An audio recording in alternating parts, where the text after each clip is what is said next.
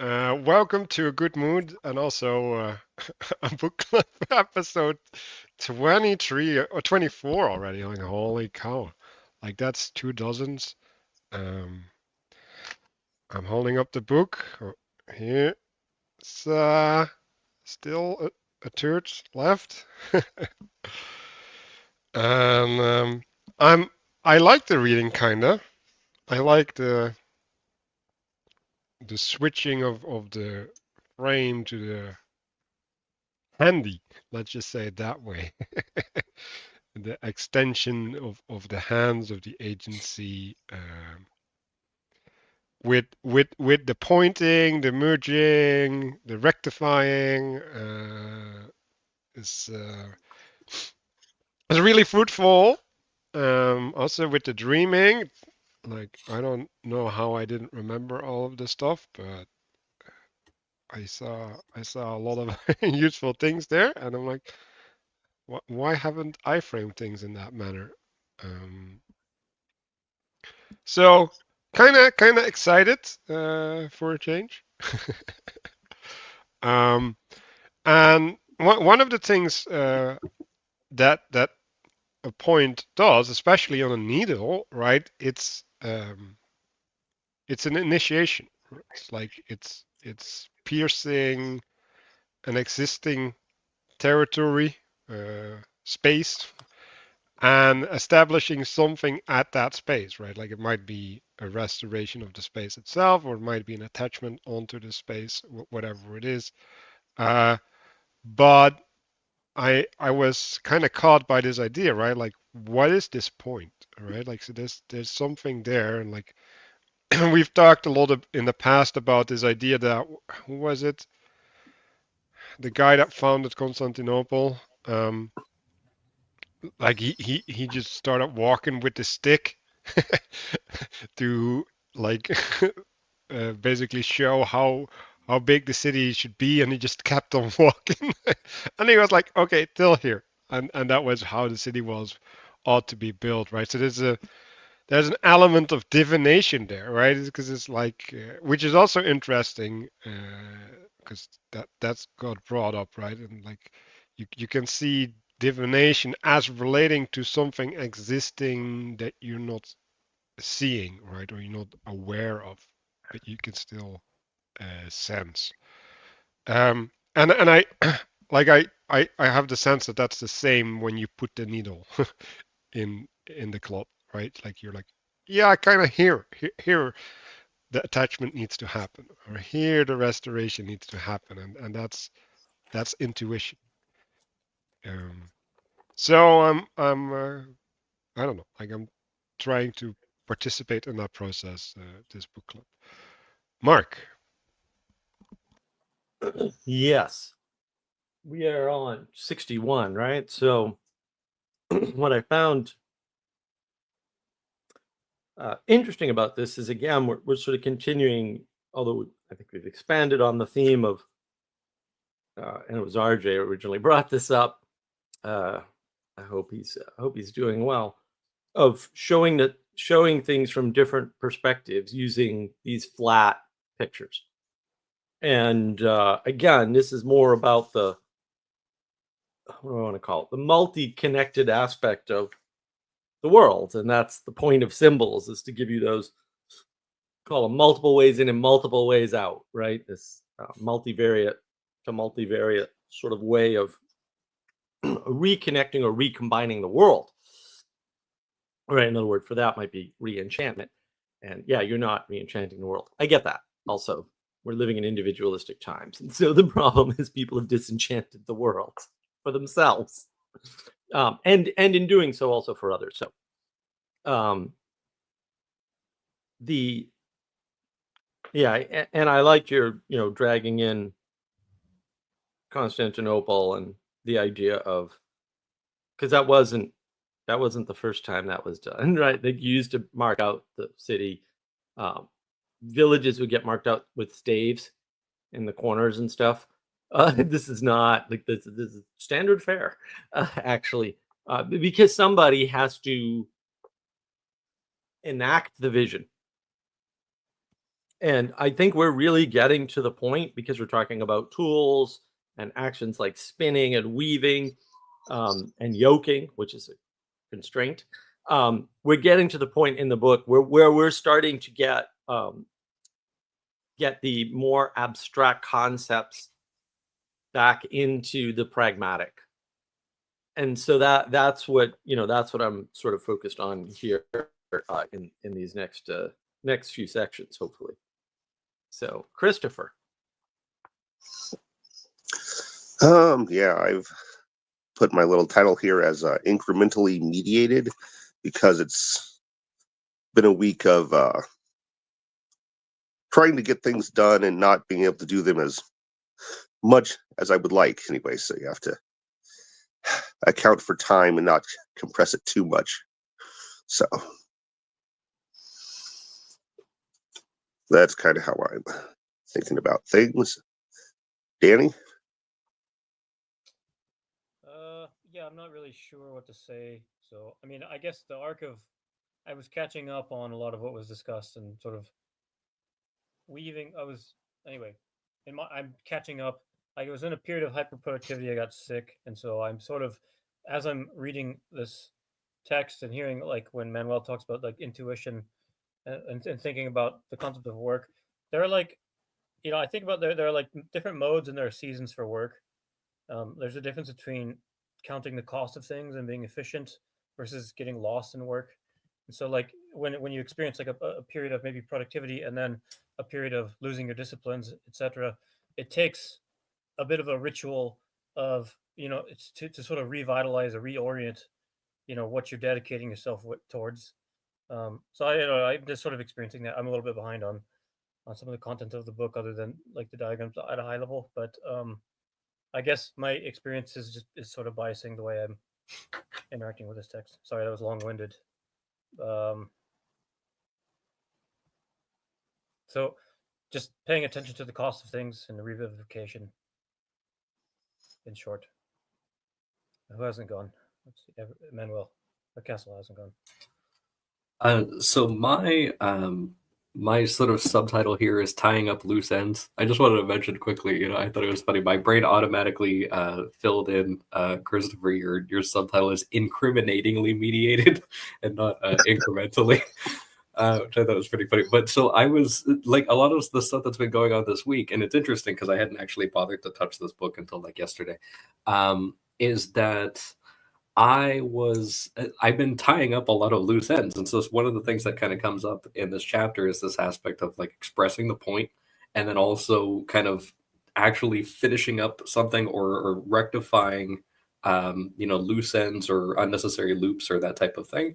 And I've noticed that a lot of the things that I was working on, and to the point that Danny was making about the sort of like the cycle of like temporarily losing discipline and then having to kind of revivify. I've been experiencing that because I was sick for a little while, still kind of getting over that, but I did get my energy back this week. And so, despite the fact that I've been kind of off, there's a lot of unfinished business that I've had. And plus, we're getting to the end of the year. So, a lot of these things I'm kind of seeing at multiple scales all kind of happening all at once. And of course, that happened all in the same week that it came up in our readings. So, here we are.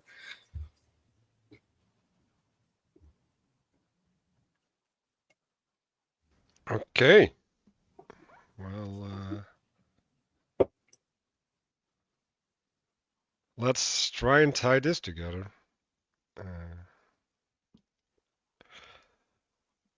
Let's see if I'm at the right place. I am definitely not at the right place.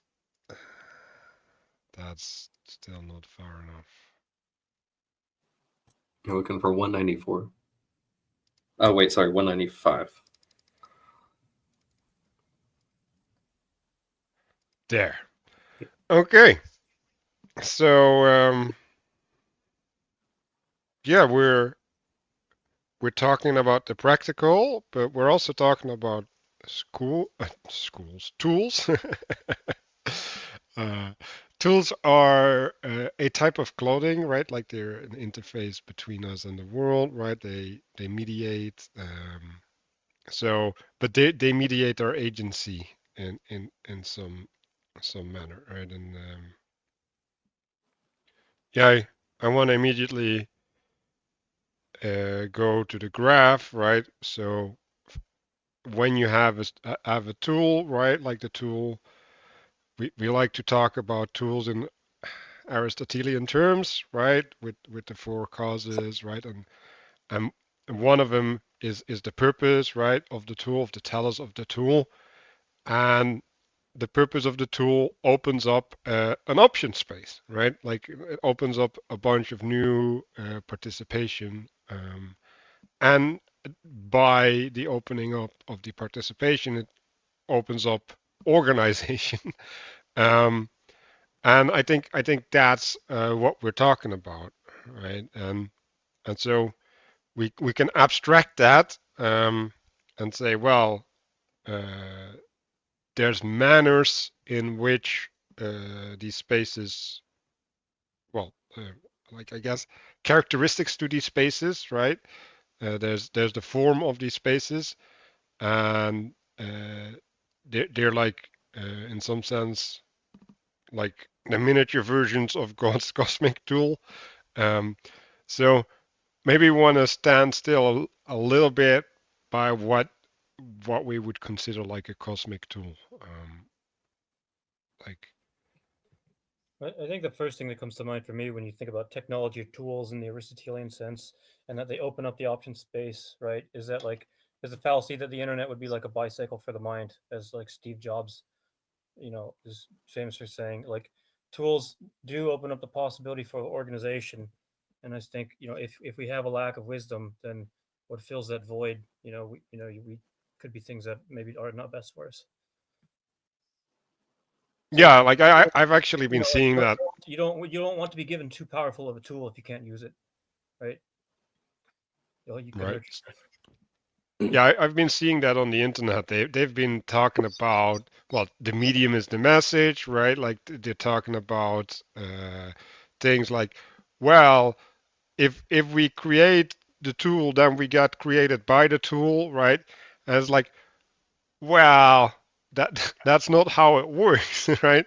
Like you still pick up the tool, right? Like, and so like if you pick up the tool without proper telos, right? Like without a way to, well, to fill in the space or to rectify things, as in the diagram, then you end up in some sort of possession, right? Like because then you're just in the emergence relationship. Yeah, I have. I want to point out a couple things. The book starts with structure. Tool comes later. And one way to think about that is to flip it around and say, wisdom is knowing what a valid tool is. And tools, I mean, the organization precedes you, right? Order precedes all of this stuff. I mean, that has been the progression of the book, is that the created order is already there. And then if you start to confuse that, let's say you're a materialist, the medium is the message is a materialist way of saying, oh, no, the objects around us, the material, in this case, the structure, which is represented by objects in either case, moves us, which is incorrect, right? We move objects. And so understanding that, and also understanding, for example, that it's not that rectification can't happen this way, but it's more likely to be regression. That's entropy. Like entropy is most likely going to create regression, but can also create rectification. So don't be thinking that if you don't do anything, once you've built something, it'll be fine, right? Because no, every time you build something, you need to maintain it. And a lot of people, especially people who are, we'll say, super competent or ultra capable or something,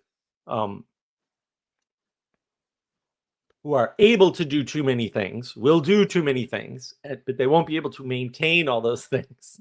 And if they don't have the infrastructure to maintain them, i.e. other people helping them, then it does them no good to build those things.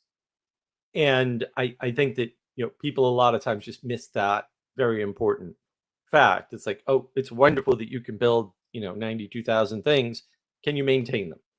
Right? Because regression is always going to happen. And the fact that rectification happens seemingly randomly, although you could argue with whether or not that anything's truly random, is not a license to do nothing, right? Or to just let things happen and not interfere or any of that stuff.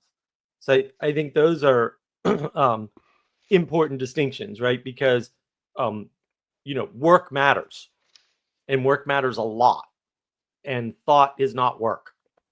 Right? It may feel like effort to you, and it may be effort to you, but it's not work because it's not outside of you.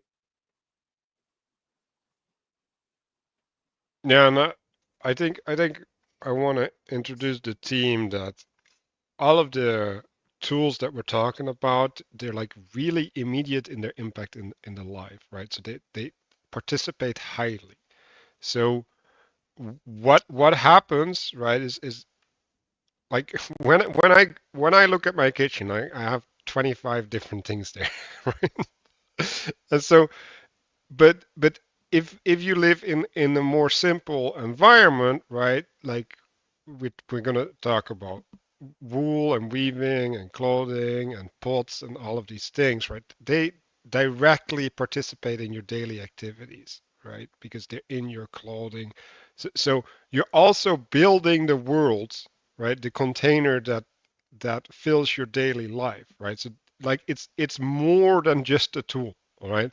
Like they're uh, they're in, they're activities or actions that have immediate feedback and felt feedback, right? And a story behind it, right? So you also know the pot that you're cooking in because you made it, right? Or you, you, your husband made it, whatever, like, or your neighbor made it, um, and so things become enchanted, right? Like they don't come at you via the mail with nice glazing and all the stuff on it. No. Like there's a story behind it, and maybe your kid went out to get the clay and all of that. And so we Maturity mentions it a little bit later on, but like these things they participate in meaning, right? Like they're also a way of capturing meaning in life and also weaving uh, time effectively, right? Like it's weaving all the activities that you're doing into a whole, right? That's the structure that's going on beyond that.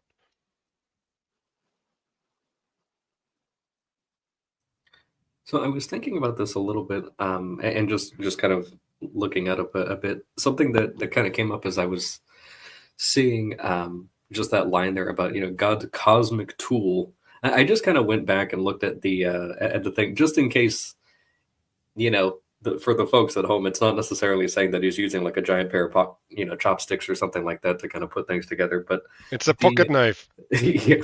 But this thing about tool comes from ta, which means to prepare, and like literally specifically to prepare leather. So you're kind of talking about this connection between like a school and clothing, and this sort of thing of like a container or like dry land or something like that. It's this aspect of straightening something out. You think like, oh, this person's clothes are all disheveled. You got to straighten you up a little bit. It's not necessarily going to manifest as like an actual like straight line, but there's something very intuitive about seeing if something is straightened up or if it isn't.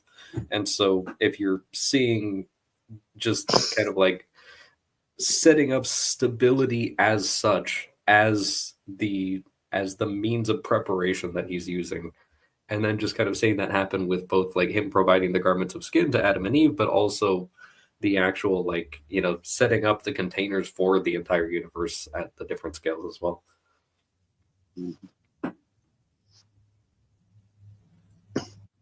I think one of the things I noticed here was that when you're using tools, tools are what you use to refine the matter.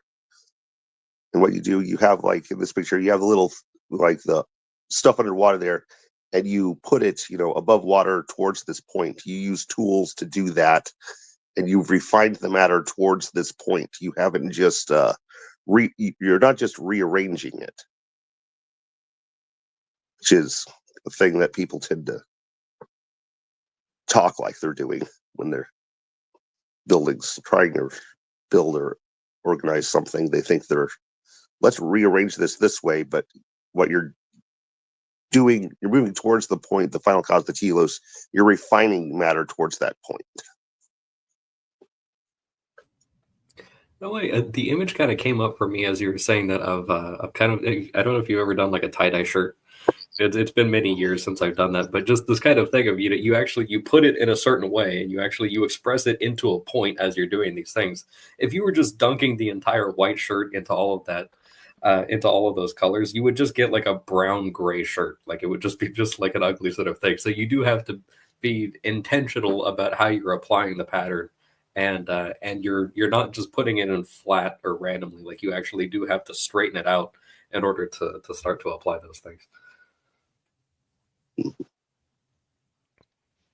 So at the bottom of the page it says, in this case the pointed tool is the needle and the raw matter it's the loose thread, right? And so and the way that you can envision that, it's the head and the tail, right? So the head provides meaning and the tail follows, right? And the tail leaves a trail as well, right? So there's a permanence in there as well, right? Because the needle itself isn't part of the restoration, right? It's facilitating the restoration or whatever, like the the addition, and so it's interesting that in some sense, right? Like, so the loose thread, right? You can connect that to the snake, obviously, right? But if you put a thread in a cloth or whatever, right? Like now it's no longer loose, right? Like now it's bound. So it solidifies in a manner, right? And like I think that might even be analogous to like the snake climbing the tree, right? Because if it's wound around the tree, it's also solidified. Yeah, and so like yeah, like what's the point doing, right? Like it's leading, just like with the founding of Constantinople, right? Like the point is pointing at what needs to happen. Uh, it's in some sense setting the aim, uh, and then things follow up, right? And then like what follows is either like Christopher said, right? Like it's fulfilling the telos, or it's a random mess.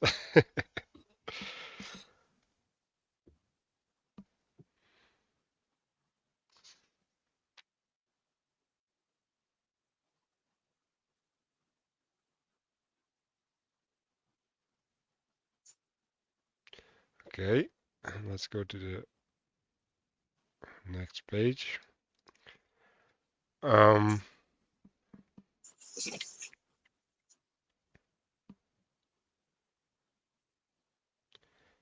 So yeah, I already kind of mentioned this, but when we're sewing, right, like we're adding to an existing fabric or space, right? And so you're you're weaving into something or adding on to something by penetrating it, which is interesting.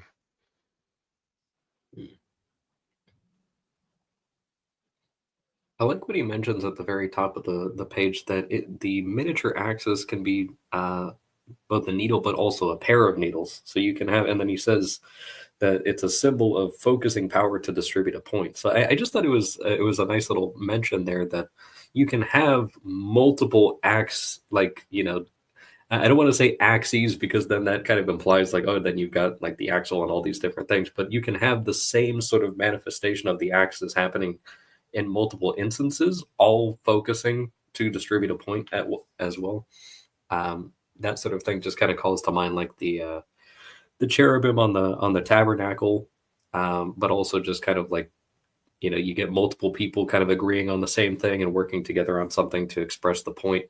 That you can have that, and just kind of imagining that with the process of doing things like crocheting and that sort of thing, They don't actually have to be performing exactly the same function. They could be complementary, but they're still, to your kind of previous point, they're still penetrating the same sort of like focal point to perform the work before kind of continuing on.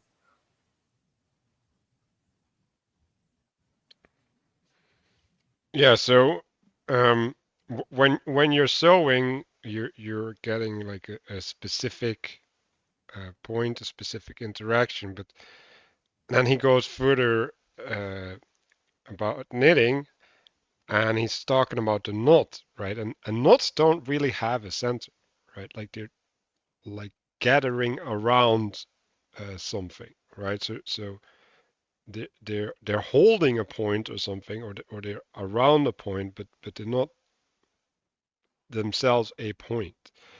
Um, so it's like a binding of space in some sense, right? Because or a constellation, right? And then if you consider like weaving or something, right? Like it's like a whole a bunch of binding of space bound to each other, right? So you get the well, not the well, you get an additional space that's the space of spaces. Let's just call it that way. Um, and that space is then used for clothing or something, right? So like then that's also another space covering your body. Yeah. Well, the weaving creates a barrier, right? That doesn't pre-exist, and knots create a barrier usually of length to something, right? And so this is more about constraint in this context. And yeah, you can look at sewing as a restoration, right? Because you're taking things and putting them together in a way. Weaving is taking things and putting them together in a different way. It's a tighter binding. And weaving is, you've probably heard the expression, create from whole cloth, right? Weaving is the creation of cloth from component, basically. Whereas, when you're sewing, you're doing that to bind pieces of cloth together, typically, right? And so that, it's a very different. There are two very different ways of exemplifying loosening and tightening, right? And that's part of it. It is that you need the barrier, the constraint to create the space, right, or to contain the space. It's a better way to say it. And without that, you've got a problem, right? And the problem is you can't differentiate. And that's why this is important, because it takes tools to do this. In other words, you don't create space by going, oh, I've got a mystical group of people and they're all programmers.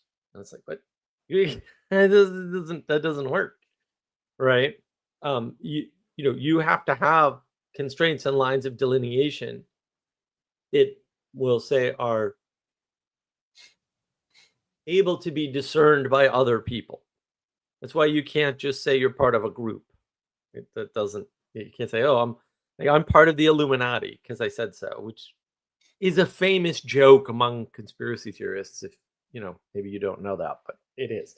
To claim you're part of the Illuminati, you'll get a big chuckle out of certain groups of people who partake in the Illuminati conspiracy, the proper one, the original one, which was a LARP. It was a joke in and of itself. And that difference between sewing and weaving is important, right? Because again, with sewing, there's something pre-existing. You don't sew your way into clothing, but you do weave your way into clothing. So I just wanted to make that that distinction clear. And yeah, weaving, depending upon how knot purist you are, knots are not mere weaving. It's like they're more like complex methods of weaving. And as I said, they're usually designed to constrain length, whereas weaving is designed to create a barrier, right? Which can be used for constraint. So those are just important sort of differences to understand But it's interesting, right? Because he uses the idea of containers, and then in parentheses says spaces, right? And so it's not technically the creation of space, but it could be the manifestation of space. But another way to think about it is the delineation of space. The delineation of space happens through a container. That's how containers work, right? They're delineations of space. That's why you can do things in them, and they have to have stuff done in them, right? Otherwise, they're just excluding things, which may have its own benefit, but it's not like you can do without containers. Yeah, I like the mention as well of the sewing needing to be something on something that's already pre-existing versus this thing of there's this nice old lady that taught me how to crochet when I trained her how to dispatch years back, and we were working night shift, and one of the things is that you can very easily get your stuff wrong. And that's one of those things is that you don't really need a pattern to participate in when it comes to sewing and rectifying stuff. You can kind of just do it. Like there's better ways of doing it. You can be good at it, but also it's easy to sew something or patch something and just kind of get it done if you just have like the basic concept down. Whereas if you're trying to like make like a beanie hat or something or like a scarf, like there is a necessity to have at least a basic pattern. Otherwise, you're going to get some sort of lopsided mess, and maybe that's okay. Like maybe that in a sense you're kind of trying to just rectify an issue of being cold or something like that, and just anything will do. But also to the point of like, oh, you can't just say, oh, I'm a part of a group. You can't just say like, I crocheted a thing, and it's just like it doesn't actually serve any sort of function. I mean, you can definitely make the same sort of motion over and over again, but really it's just a whole bunch of knots at that point, not serving any sort of purpose if you did it with that, like at least some sort of vague pattern in mind when you went into it. Yeah, so extending from the graph, right? So if you have a thread, right, like you can put that into a textile, right, to create a surface. But if you don't, right, like if you don't work on it, right, or then it forms a ball, right, and like it gets its own knots, right. So there's a potential in the thread, right, and it's going to be actualized in a way, right, because like the thread can't exist as a thread because it will tangle, and so it's interesting that when it like just forms a ball by itself, right, like then you got this well condensed potential, but like Castle said, right, like you just made something that's useless, right, like it doesn't have any purpose, right, or you make a surface, right, like there's a yeah, in some sense it's explained, right, like it's making a plane. um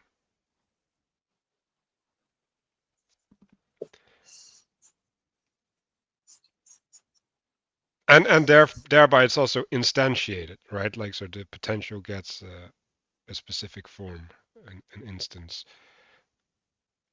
And yeah, below in the text below, it starts talking about baskets, weaving baskets, right? So this is like a different layer of application, right? Because like now we're going to like a 3D form, um, and and the space that gets created by that 3D form is different than the weaving of the 2D form. Um, and in some sense, you can see that the pattern occurs at different layers of application, right? So there's an interaction where the third dimension is relevant, and then there's an interaction where you actually try to avoid engaging in the third dimension. Well, yeah, and I mean he goes into spinning. So spinning is creating threads. You can use threads for sewing, knots, or weaving, right? And so the thread is not a three-dimensional thing.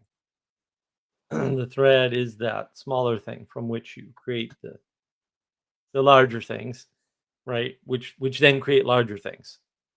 So you can't denote three-dimensional space with a flat piece of fabric, right? But you can sew the fabric with other pieces of fabric to create a three-dimensional container, right? And all containers are obviously three-dimensional. You need all of those constraints, and he's linking the spinning to the cyclical time and the weaving to the formation of space. Right, and one's more complex than the other, right? Which should be immediately obvious, but might not be. And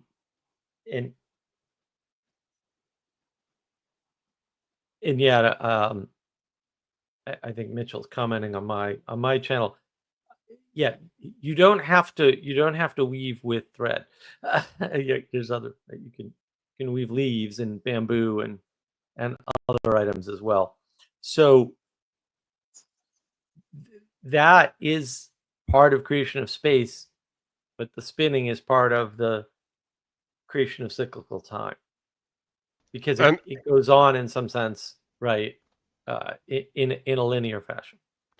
And so like spinning, right, also is used by people when like spin doctors, for example, right? Like they're tying things together in a manner to present to you, and then there's also like the weaving of narratives into a story, right? So there's these analogies extend beyond the physical, and they're used a lot. I guess one thing, this is not really related to anything. I've just been thinking about, if you go to like in North Carolina, the Biltmore, it's got the Vanderbilt estate, who's a steel tycoon or something, and when he commissioned like some special people to create what are the largest tapestries, and many of the largest tapestries in North America. And I was thinking about, like, have we lost the taste? Like, it used to be that where all the wealth was concentrated, they would commission, they would have commission projects for these great unique pieces of work to be worked on for like 10 years. Like they would plan the estate construction for like 20-30 years to build the house and stuff. So I was thinking about, like, where is that today? Is it dead? Should it be dead? Like, we've lost the taste for things like maybe the orchestra, because that's more interested. Like, we've lost the ear for it. It's more driven by like movies and stuff.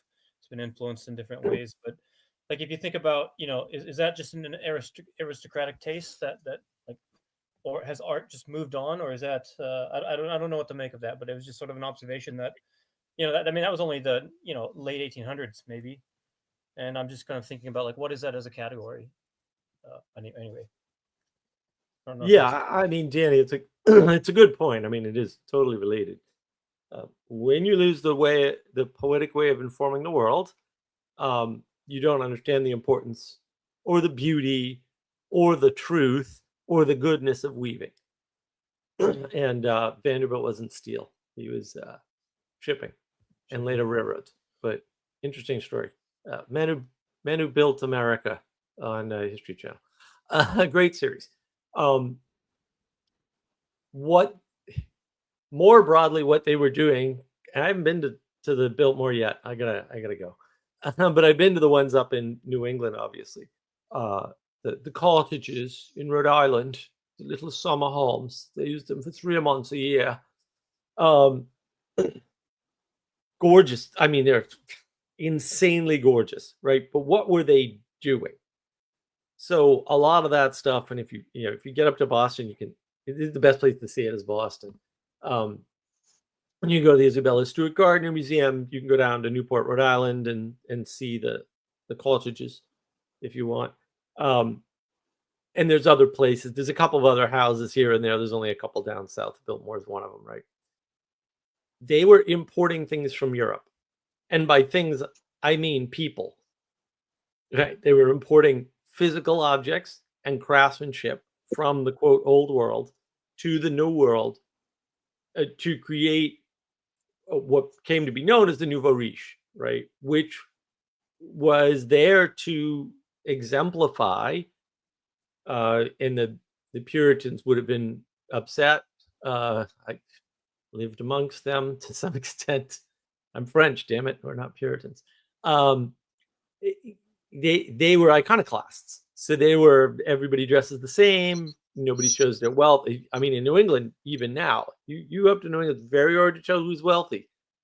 Because long before Steve Jobs, they were, maybe slightly newer clothes than everybody else. But you could tell, like if you went skiing with a wealthy family, they all had very old skis that were very well taken care of, right? So they weren't big consumers. Whereas the rise of that in the United States was New York City. Rivalry is older than that, but they're trying to exemplify the unification of the world. Like for real, like that's their goal. And maybe that's a good goal. I mean, maybe that's what we were missing, or what we needed to become, what we became in the sort of post-industrial boom, because the late 1800s, early 1900s is the period we're talking about. Bringing in that exemplification from Europe gives us something to look up to and unify towards. And that's what we're missing. That's why this book is important, because without symbolism, you can't actually do that. And the argument that we make is you need the poetic way of informing the world in order to understand symbolism. So if you already have that, and you might, because you might have been going to church all along, and you might not have fallen into a meaning crisis, and or you might still be going to church, you might never have stopped. The symbolism isn't a problem for you.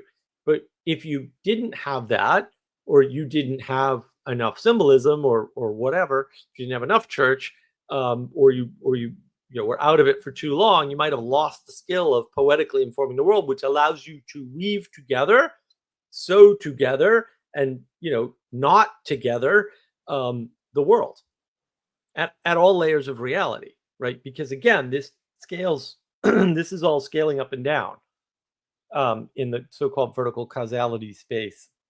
Sloppy way to talk about it, but it works. And so at each scale, and this, again, this is what these diagrams in particular are trying to do, right? To show you that you can just apply this at different scales, right? And see that, like, you could say a company, a corporation, is a weaving together, right? A creation of space, because we talk about companies like entities, we treat them like entities, legal entities, which is important because otherwise they're not subject to the law. So that's always nice. And because they're entities, then they become forces in the world, effectively. And their force comes from their employees, right? And this is where the so-called valid, that is absolutely not valid, critique comes from about workers aren't paid fairly. Like, you need their agency to run the corporation. Well, yes, all right, but the weaving wasn't done by them, and they can't do the weaving, or they would have done it, right? Like, well, then the weaving's more valuable, right? And therefore, and yeah, there's all sorts of downstream second order effects from all of that, because it's scaled up, and they're huge because it's scaled up. But it's the same as weaving, right? It's exactly the same as any form of weaving, or quilting, or any number of things. And that's actually really important to realize. And I don't think that people have a sense for that whole idea. So I wanted to kind of make that clear. So it is right up, like the Biltmore estate, and the fact that, like, people used to, well, and to some extent, Biltmore is very hard to get into around Christmas. You gotta plan a year in advance, because they do Christmas lights. But the fact that people are drawn to the beauty, or the past majesty, we might call it, is actually important, right? And that was our attempt at legitimizing our nation, if you will. That whole time period, the so-called Gilded Age, that's what it was all about. And so we stole whole castles from Europe and tried to bring them here. But there was no need. We have our own castle in our book club. So we've already got one.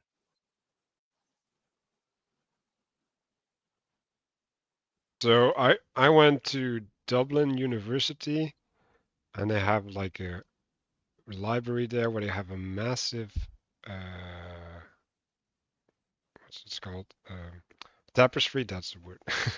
And what I think what they displayed on the tapestry is like the history of Ireland, right? So it's like a narrative contained in the weaving. Um, and like it was this massive project where like 100 noble women or something spent like 3 years of their lives working on that thing. And but you can see that it's it's literally binding the nation together, right? Like it's trying to nationalize, trying to establish a common narrative, right? A common point of reference.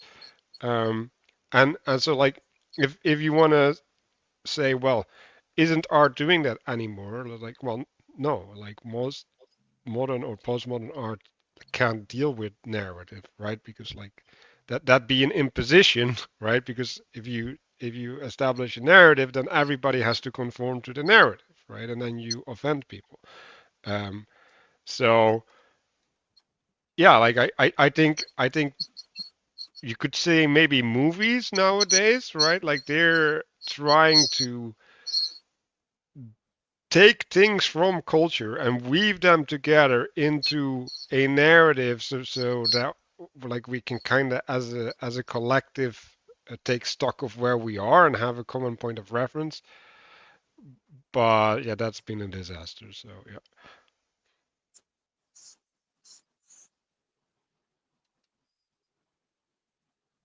Yeah, I think art has to point up. And when art doesn't point up, you're not looking up. And if art doesn't point up, it's not weaving things together to point up. And so that's where, we'll say, all the problems come into the world. And I think actually that's a really important point that needs to be understood, because it's actually super important that art fulfills its role as weaving together the world towards the something outside and above. Yeah, so if we continue, we can see the analogy of working a field, dressing the land. Um, so what the way that I envisioned it is that like what you do with a hoe is like you're intervening, right? You're creating a hole or whatever, and then you're designating that place to be sown with a seed. So what you're effectively doing is you're designing, right, or you're directing the land to manifest in a certain manner. Um, and I think the connection of intentionality, right? Because basically what you're doing is you by having the point exert itself, you let nature conform to your will.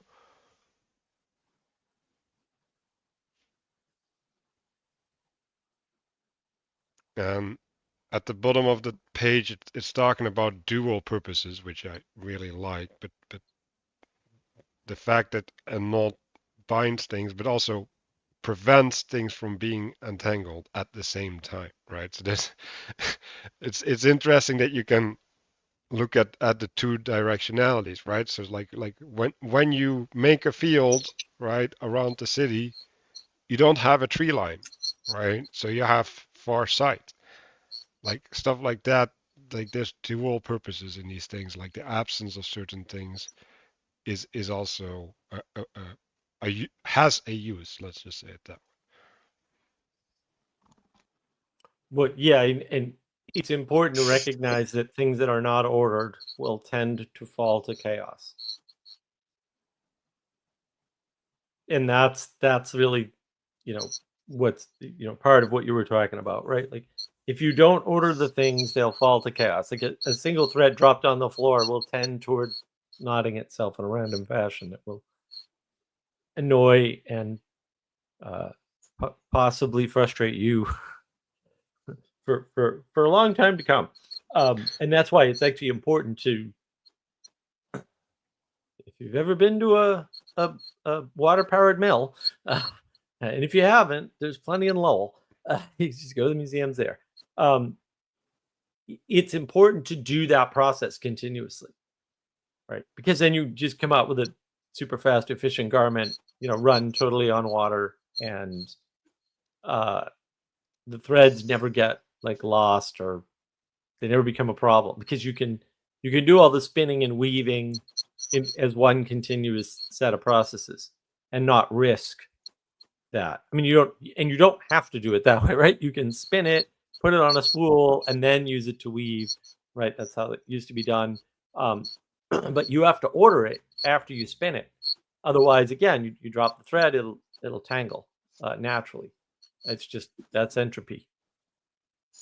So that's where the problem comes in, is that if you don't take the responsibility for ordering things will fall to disorder.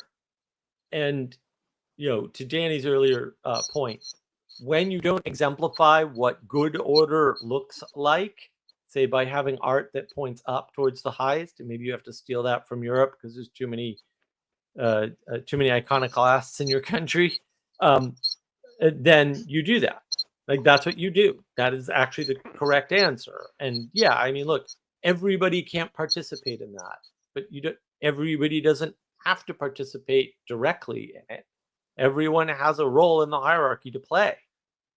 And if you try to get rid of icons, right, you destroy the world. So don't do that. That's not hard. Just don't put your time, energy, attention into that. And that's interesting because Mark pointed out the social fabric there.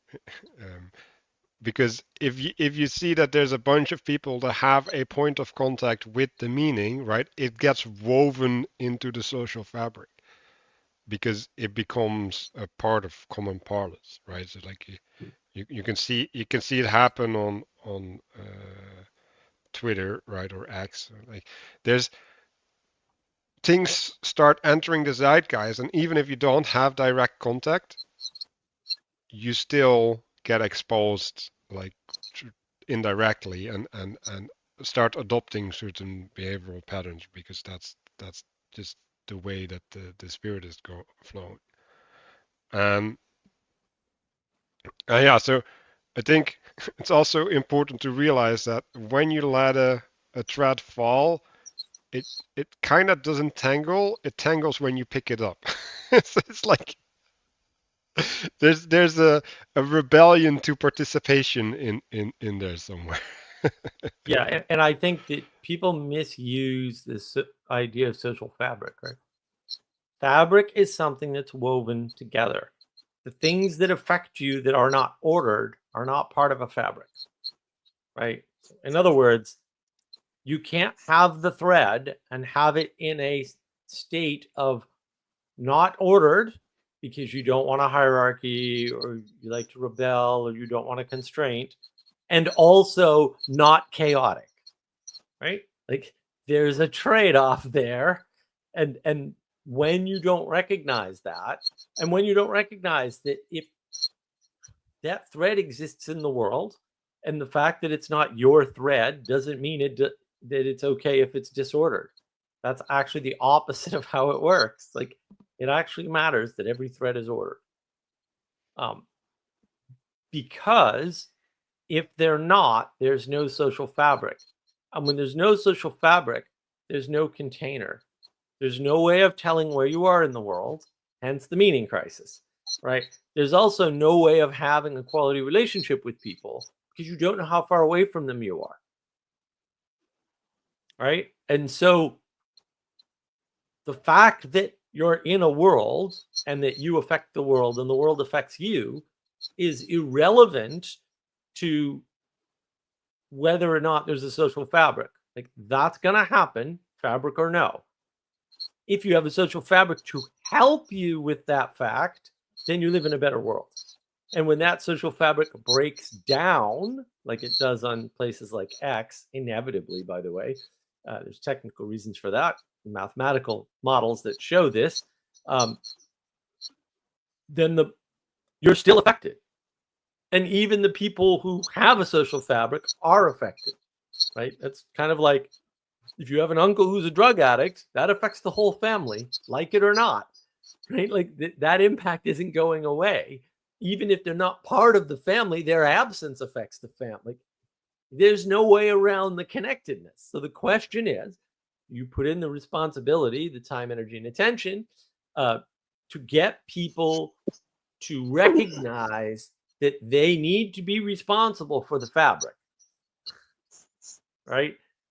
Because that's what it's all about. And then you have to give them the tools to do that, because if they're not familiar with sewing versus weaving versus quilting versus crocheting, right? Even though they have similarities, they're fundamentally different in important, what we'll call them ontological ways, based on their procedures and interactions and the telos of the tools, how many tools there are, for example, and then they can't do the work, even if they know about it. And that's why the talkie doesn't do much good, because if you know, like if you can talk about how to program, but you don't actually program, it doesn't help. And if you program something, not everybody needs to use your program the way you intend. And also, some people could use your program, at least if it's like open source or the source is available, and fix bugs. That's one mode of interaction. Other people will just use your program without even knowing who you are or what happened. Right? Those are different modes or hierarchies of participation. That's inevitable. This is a good thing. This is how we build the world. But you have to have that sense, right? You have to sort of understand all that. I just want to address this. But what if you listen to jazz? Like, you can listen to jazz. There's nothing wrong with jazz. I like jazz. I like, improvised jazz. We'll say better than we'll say the genre jazz, which is kind of all over the place. That's all about picking up the threads, especially improvisation in general, is all about picking up the threads and weaving them in the moment, right? Using tools specifically. And those threads, we'll say, are not necessarily pre-existing. But what you're really doing is taking the thread of your instrument. We'll just use trumpet. That's probably the most famous example and the easiest to find in jazz. And you're listening to the structure that's already provided, right? And often in really good jazz, there's a beat and there's no structure. In any instruments, sort of like one person starts, usually the drummer, right? Usually. One person starts. And then over time, a structure builds, right? That's fine. These are musicians, though. It's not random people off the street can't do this reliably. You can watch the internet, you'll see it, right? And then usually the last person to come in is the trumpeter, right? The horn player. And the horn player will do the cool horn playing thing. And what they're doing is they're connecting that structure together in new and different ways, right? And providing you a way to see how you can participate with something bigger than yourself. This is really what jazz is all about on that type of jazz. It's about, how do I take my pre-existing skill that I've practiced over time, which you didn't see and didn't think about because you're just there to enjoy the music. Oh, interesting, right? You weren't paying attention to the gorilla in the middle of the basketball passing. And how do I make that? How do I exemplify that? Show you usually the skill of the horn player, right? And how that skill can be used to enhance your experience. But if you listen to good improv jazz, that happens on a ramp up over time, usually. If it's good, I would argue it always happens that way, right? And they may be playing, and this is actually much harder to do. They may be playing a well-known jazz tune, right? But the way they play it has these subtle little differences. And if they're really, really good, which is very, very, very rare, the harder it gets, the rarer it gets, they will never play that version twice. And that's how you know you're listening to really good jazz, right? And the only way you're going to get that version twice is with a recording, which is why, you could easily argue, and some people do, that recordings are bad, especially for music. And they might cause too much repetition, right? They might encourage pop music as such. Maybe pop music can't exist without recording. No, I definitely can't. Sorry. I'm just going to tell you right now. Sorry. And maybe that would be better for the world. I don't know. I know which way I'm leaning on that. The fact that I mentioned it should tell you which way I'm leaning on that.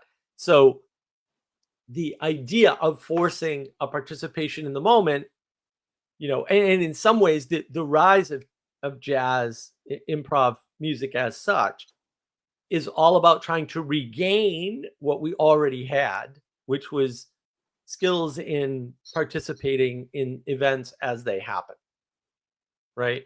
And that's like really important to understand, is that that's actually what's going on, whether you realize it or not. Which, look, it's okay if you don't realize it. It's still okay to like jazz. Thanks for the compliment. Also, thanks for making me articulate this, because I'm sure I've done it in parts of it in pieces before, but having to put it all together like this because we're reading this book, probably couldn't have done it without the book. Thank you, Matthieu Pageau. I appreciate it.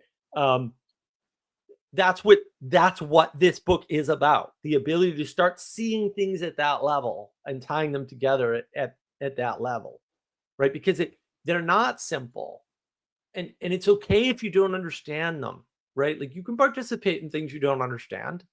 At some level, I don't quite understand this book club, and yet it works wonderfully, right? I mean, this is a form of jazz, especially when we get wonderful, insightful, and well thought out questions.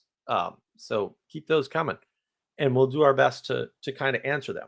So that's how the weaving and the spinning works. We'll say, I don't know if is that 2 layers up. It might be 3 layers up even. I don't know. That's how that works in the musical system, right? And of course, as you get higher, there's just more moving parts. And this is where, like, John Vervaeke would invoke combinatorial explosion or whatever. Combinatorial explosion just says science doesn't work. That's really all it says. Came up with that in the shower this morning. So there you go. I probably said it before, but I was like, no, I think I'm going to double down on that.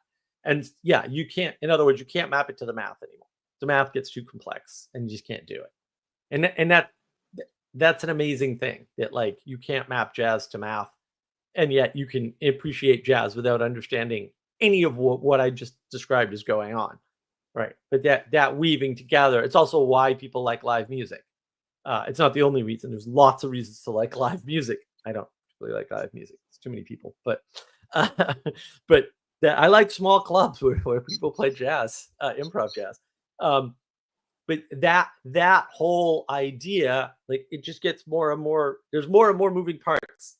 Like, if you go to a big concert in particular, we'll say, right? Whereas if you go to a small symphony, so if you ever get the chance to go, I think they still do it. Although they might have switched concert halls. In the Isabella Stewart Gardner Museum in Boston, it's literally across the street from the Museum of Fine Arts, which is the lesser museum, in my opinion. You can listen to concerts. I think it seats 20 people. Like, so that's it. It's not. It wasn't easy to get in, but I did do that on one occasion, and it was amazing. I think it was a violinist actually who was playing, but yeah, amazing stuff.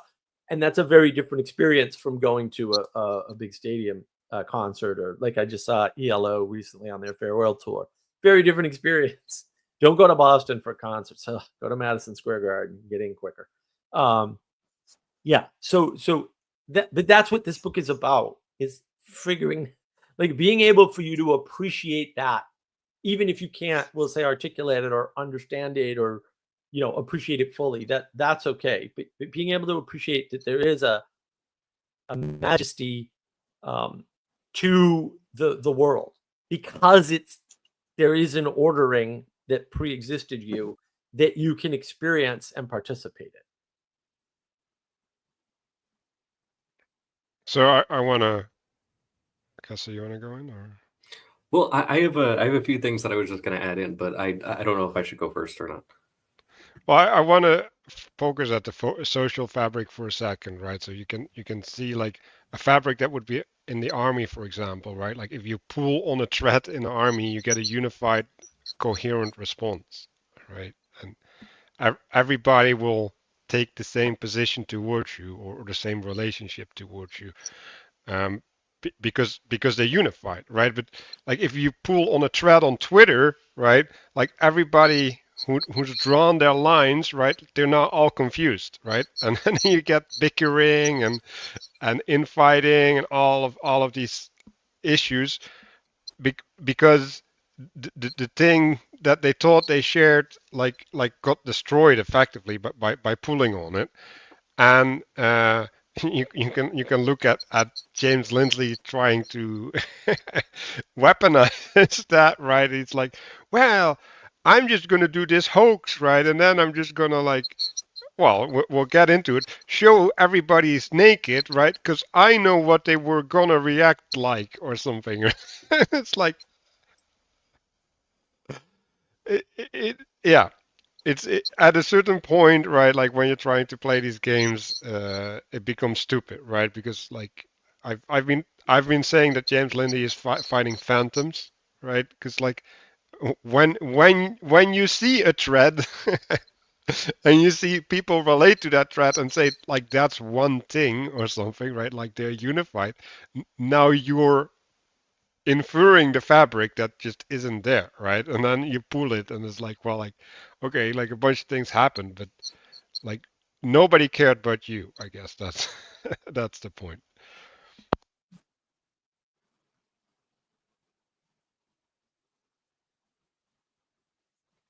Okay, so sorry, I was just making a note. So there's a bunch of stuff that I wanted to add to everything that just got mentioned over the last like 30 minutes or however long. So I wanted to quickly make a mention. So there was this aspect that you guys mentioned about, on the edge of a city, you have either a tree line or you have it completely just as a clearing. You have that advantage of kind of the extension of your site, but also the kind of, there is, depending on what you're looking to do, and this could go not only with kind of like dressing the outskirts of the city or something like that, with having a tree line, you can dispose of things. You can have your chopped wood and all that stuff, and it'll blend in really nicely there. Whereas if you have, a clearing, there's a lot of things that wouldn't be acceptable, that they would be an eyesore if you had that there, and you'd have to set up a completely different location.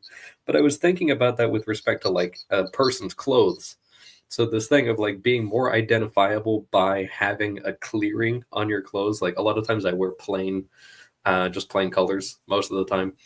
Is a lot easier for me, but there's certain advantages to, say, if a person wears graphic tees and they work outdoors and they're dealing with stuff getting on their shirt, it's a lot less likely that people are going to notice that than if you're wearing like a somewhat lightly colored, like solid color shirt or something like that. Whereas one of those would be more appropriate in an artificial space.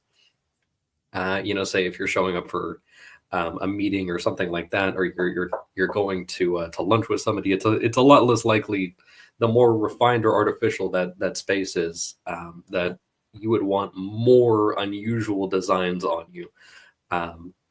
And so I was thinking about that, and then I was thinking about so there was this thing then with spaces, like especially like meeting spaces. So this past week I was at a meeting, and normally they meet in a particular room And something was mentioned earlier about, people outside the organization or community can pull on a string, or they can cause a tangle, or if they get tangled in for whatever reason, like if a community meets at a place and that place is run by a larger organization or something like that, then in a sense you've been tacked on, or you've been kind of like patched on to that thing. And if something doesn't go right with the larger structure, then that also tangles up your thing and causes confusion.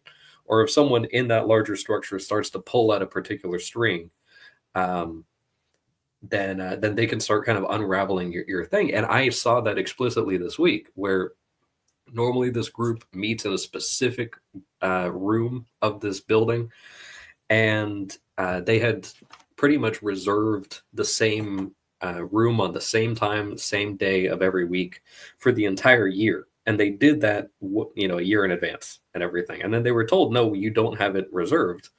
So they had to go to a different location. Turns out the secretary made a mistake, but after they realized that, then, it was too late. So they ended up in the side community center, a different building, walking distance from the other one. And I noticed there that it was a brand new building. They spent an enormous amount of money on it. And it was extremely plain. Like it was a very strange thing to kind of experience, that there was nothing really notable about this building, as new as it was, because they wanted to make it as like modular and like reusable for many different purposes. And for that reason, it had like, the truck stop bathroom lighting and like somewhat low ceilings. And then it just had, it was just a giant white room. And it's supposed to be a place where people can do like wedding ceremonies or like receptions, or whatever. But we were just doing like kind of a business meeting in this place. And even still, there was something like just so distasteful about it.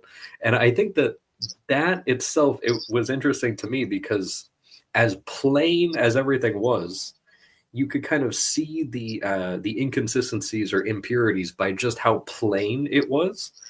And considering that this was also a church building, like there's just nothing to indicate that this was.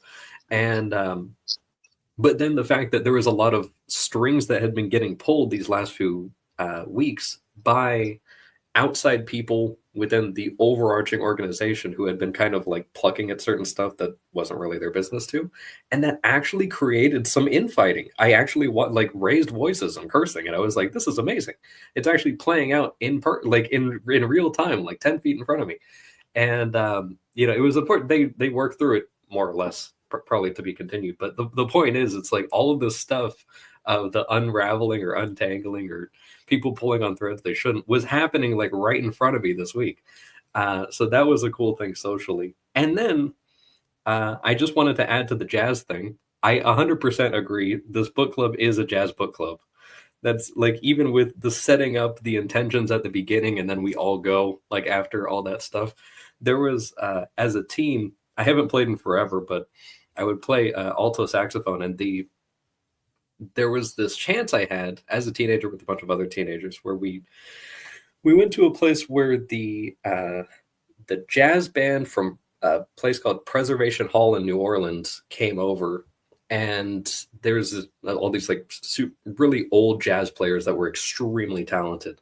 And they took all of us amateur teenagers who didn't know what we were doing. We just had, we had been playing, the same instrument for maybe a year max or something like that, undisciplined. And so they took us and they just kind of set us up with doing like they would say, okay, you're going to do this. They would just give each person a certain thing. They'd sort us by category and then just kind of do that. And it's just like, okay, this doesn't really sound like anything. Everyone kind of had their intention given to them. They participated in it and everything. And then at the end, as to your point, like the conductor was also the trumpeter. And then he shows up and it's like, oh, we're doing When the Saints Go Marching In or something. And it's just like, oh, there it is. Like I couldn't even see it until the last guy tied it all together, and then he goes and does his solo. But that was the thing, is you wouldn't get that same version ever again,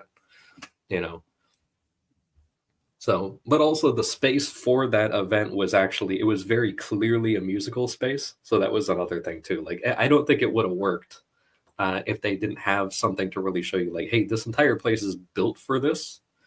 And whereas the other stuff is like, if you don't have enough constraint, then everyone is just kind of like, how do we actually interact with this? Yeah, and that's part of it. I wanna sort of point out, bound up is also held, right? Like if somebody holds you, they're actually binding you up. The difference is very subtle, and it's usually perception. Which is not to say a binding can't be too tight or somebody can't hold on to you too tightly. Of course they can, but from the outside, those are the same thing. And so the change in perspective makes it important. And I also wanted to say, yeah, I mean, the reason why the dirt shows in the Stark building or on the plain clothing is because it's not being held properly by the fabric, right? Or by the ornamentation, right?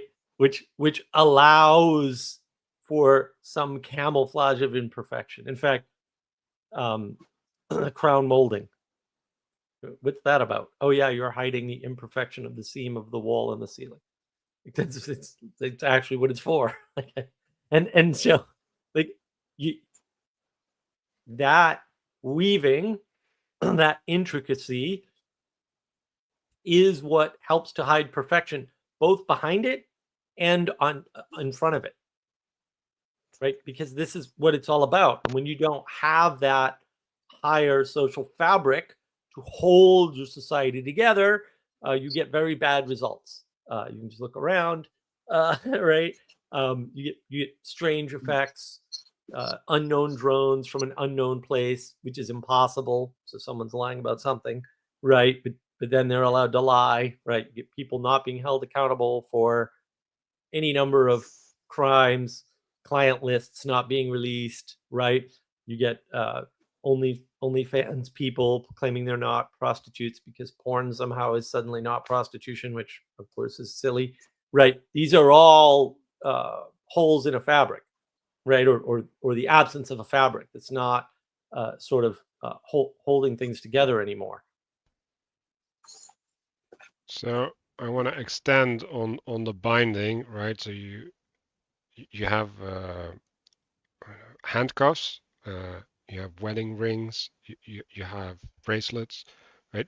And they're all in some sort. They're like a binding of the will, right? So like the wrist is the connection to the hand, right? Your agency, and if you have something that is interrupting the connection from your head to your hand, that's like a binding of your hands, right? And like the binding in the way that you can express yourself. Um, and someone hand holding you is the same thing, right? Like when they're holding your hand while you're practicing something or going through something difficult. It's the same thing, right? Your will is constrained and you're participating in their will. And I also wanted to point out one of these weird buildings is also a hospital, right? Like they have really, like they're literally designed for navigation and cleanliness at the same time, and it gets really weird. um, yeah, are we good to go to the next page, or did someone want to butt in on these long tirades? I'll just mention that talking about the social fabric and binding things together, that is what that comes from what would historically be called religion. So that's where.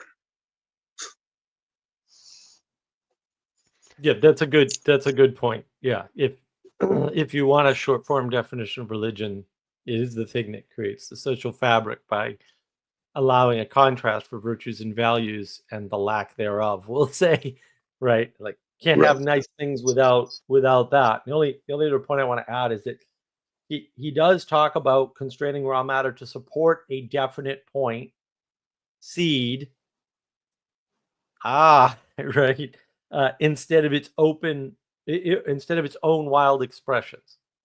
And so that's just to put a sharper point on that idea that the thread will tangle if left undone.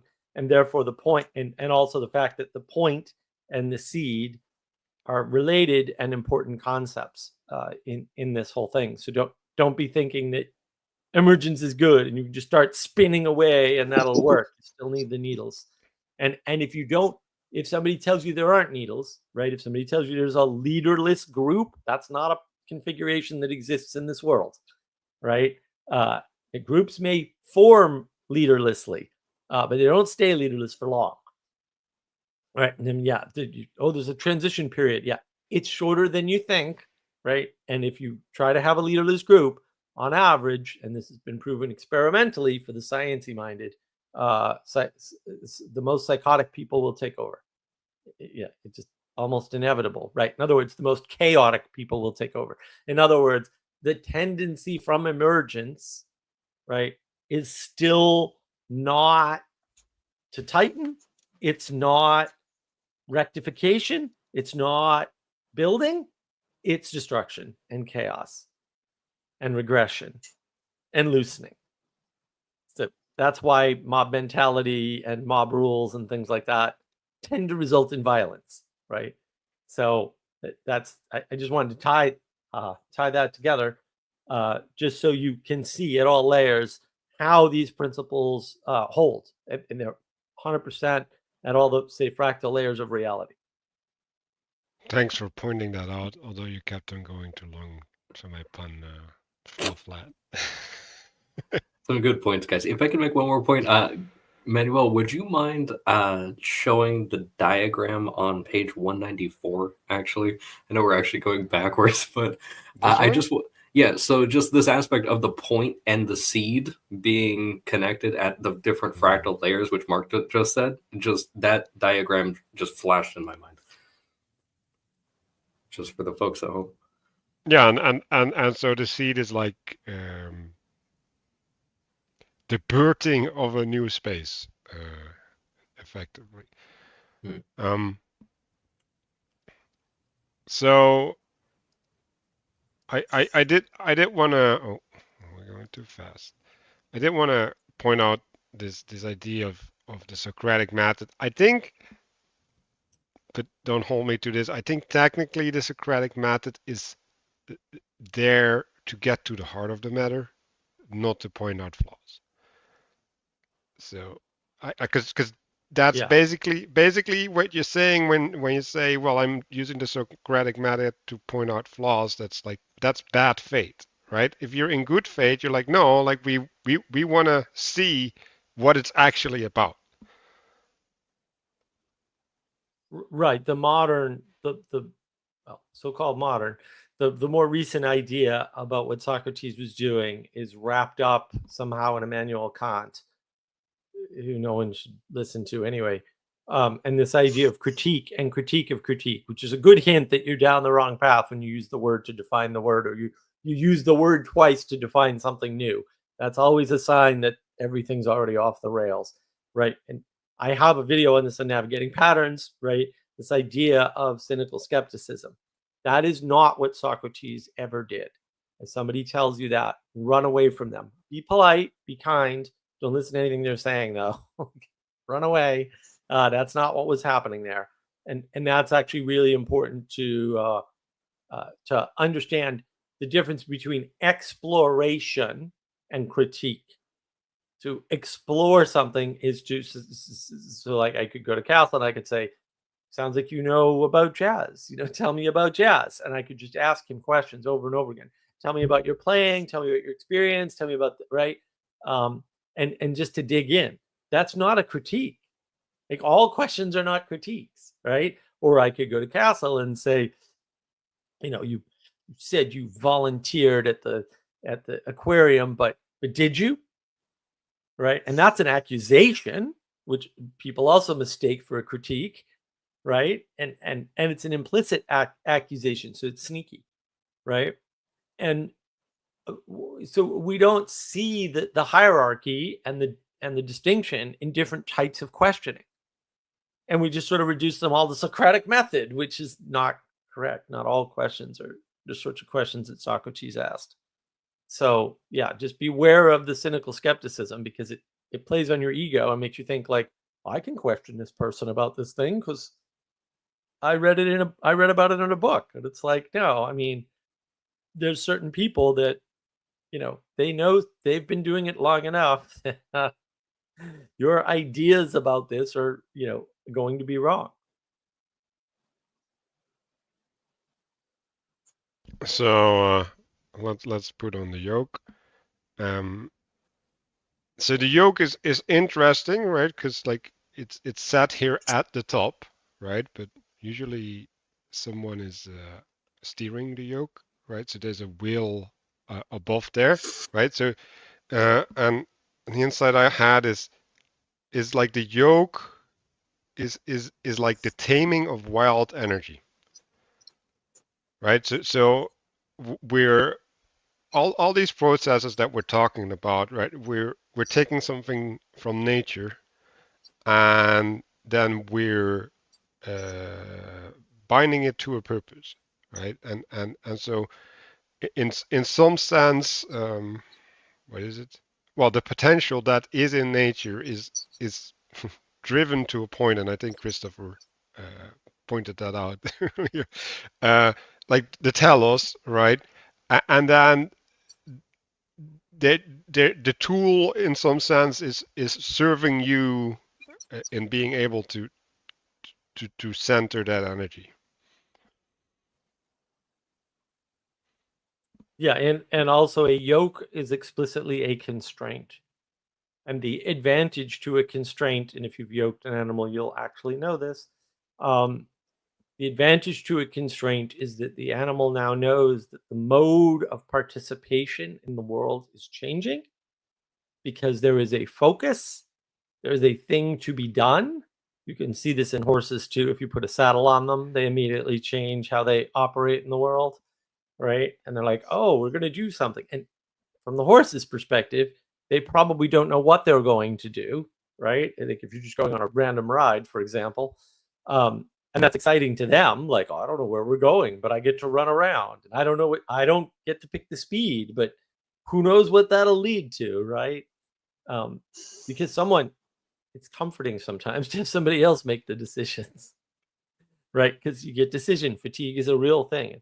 It's well measured. And so the yoke is an advantage because it allows you focus. And so you can see it as a problem. Oh, I'm yoked, but it allows you focus. It's how you get things done. If you're not getting things done, it might be because you're resisting constraint, resisting the yoke, resisting the thing that excludes, right? The thing that points you towards the direction, the thing that allows you to focus your power, and the thing that distributes that power, right? Which is all in this diagram, by the way, rather clearly. It's a little hard to read sometimes, sure, but and the yoke is the thing that allows for the rectification, right? The yoke is on you, Mark. That's a bad yoke. So a little bit more down where. Wait, could I add to the yoke? Sorry, big yoke fan. I was thinking about this thing of the pair of needles kind of coming together to focus power to distribute a point, and then we had that aspect of the point being analogous or deeply connected to the seed. And I just wanted to kind of more explicitly mention the I wanted to mention just kind of like the marital yoke, and just kind of make a slight sort of distinction there. So there is that whole aspect of like being equally yoked and that sort of thing, properly being able to distribute the power towards the point together, but also to kind of tie that also as a lot of times people kind of will misconstrue marriage as like the relationship between the two people as such, but it really is. It's the set of constraints that the people are agreeing to take upon them to then enable that new participation. So like the definition that I sort of understand is that it's a solemn contract for the raising of children and then the unification of the spouses, and that it's not the all-encompassing thing. But I was thinking about, have you ever seen those things? I was thinking about like chopsticks. Have you seen those little plastic things where you can like slot the chopsticks in for people that don't know how to use chopsticks, and then it just kind of, you can like squeeze it and it does the thing for you? I was just kind of thinking about that as an analogy between just kind of like state marriage, where it's just kind of like the courthouse type of thing, versus kind of like one that's actually nested within a tradition, being like an actual hand that has like a little bit more complex functionality. I don't know, but that's just what came to mind. That's that goes into the difference between a marriage as a contract and marriage as a covenant. You've got, because you can have a contract between just two people, but a marriage has there's more than just the two people involved in the covenant. So Right. And that brings us to indeed a contract and writing a contract. And the insight that I had about the writing part is that the writing is binding spirit to matter. And then when bound, the freedom and nature of the word change, right? So when you express a word, it is contextual, right? Like there's a way in which it has fullness, it has aliveness. But when you write it down, you decontextualize it, right? Like you flatten it, you make it dead. So there's something that can be preserved in the writing down of things, but there's like a lot of things that cannot be preserved, right? So I think writing in the ancient times was mostly used for trade, keeping tabs, like administration and all that stuff, because like that's dead, right? Like no numbers don't care whether they're alive or not. But if you go beyond that, right, like law or a marriage contract or whatever, right, like you're gonna have to live that out, right? You're gonna reinflate those words. You're gonna enchant the world.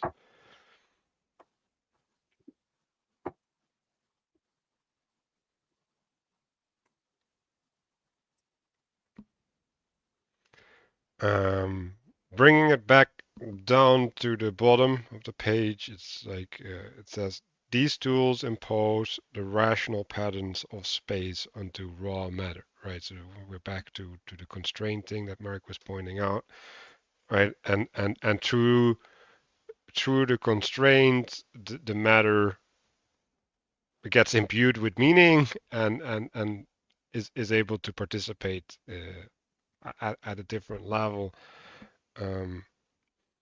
And it's interesting because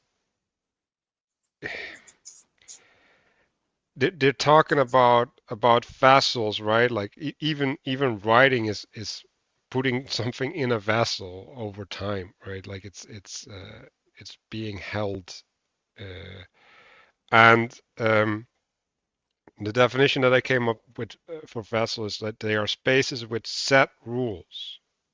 It's not so much what they hold, but more so what they separate. So it is like when you look at a pot or something, right? Like it's not, what makes it a pot is not that you can fill it with water, right? Like it's that the water won't go out and like it won't mix with the outside. And so in that sense, right, like the identity of the pot is the constraint on the water, right, or the constraint on the external world to the water, like depending on how you want to look at that. Yeah, I just want to point something out about that in particular, right? Which is that when we're talking about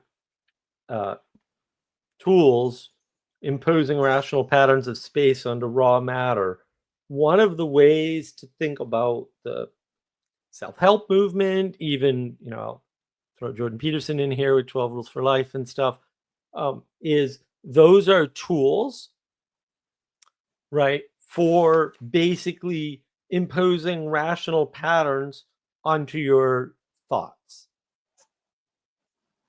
So clean your room is a telos, right? In the direction of, sorry, a telos towards a point, right? And that point is ordering as such, we'll say the physical world around you, because that affects your mental space. And so your mental space has to be oriented towards this idea of, you call it refinement, right? You call it rectification, whatever, it doesn't matter, both work, right? Back into, right, your mind, because as Peterson points out, like if you clean your room, like your thoughts improve. So by improving your thought to clean your room, right, to make that point of cleaning your room, it improves your thoughts, right? And now you can do other and hopefully bigger things. And he talks about that hierarchy of larger things. And so that's how to relate it, we'll say, to the personal, because that's kind of missing, or that I think that whole aspect is missing from the entire text here, which is fine. It's not intended to have it, as near as I can tell. But I wanted to add that flavor, because I think a lot of people are, and not that self-help is bad, but too much of it is for sure. I want to add that flavor of why self-help simultaneously works and never produces the result that people ultimately want, right? Because it's self-help, it's directed inward. It's not always able to connect to the wider world in that way.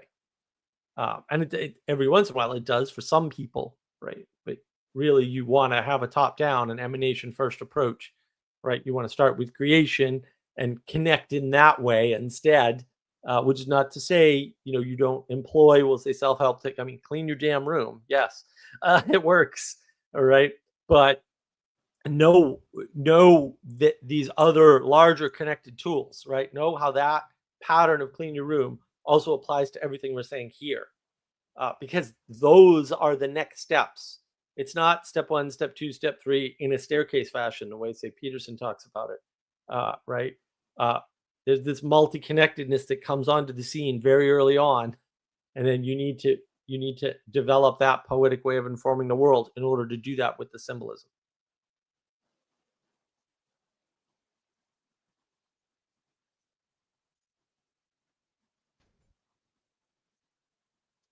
Yeah, no, I'm always annoyed with this self-help or this therapy, because yeah, they're never integrating, right? Like they're never taking things into account, and what ends up happening is effectively that they're presupposing that you're healthy, but you're just like a little bit off, and you just need to be corrected in your offness, but they can't actually straighten you out.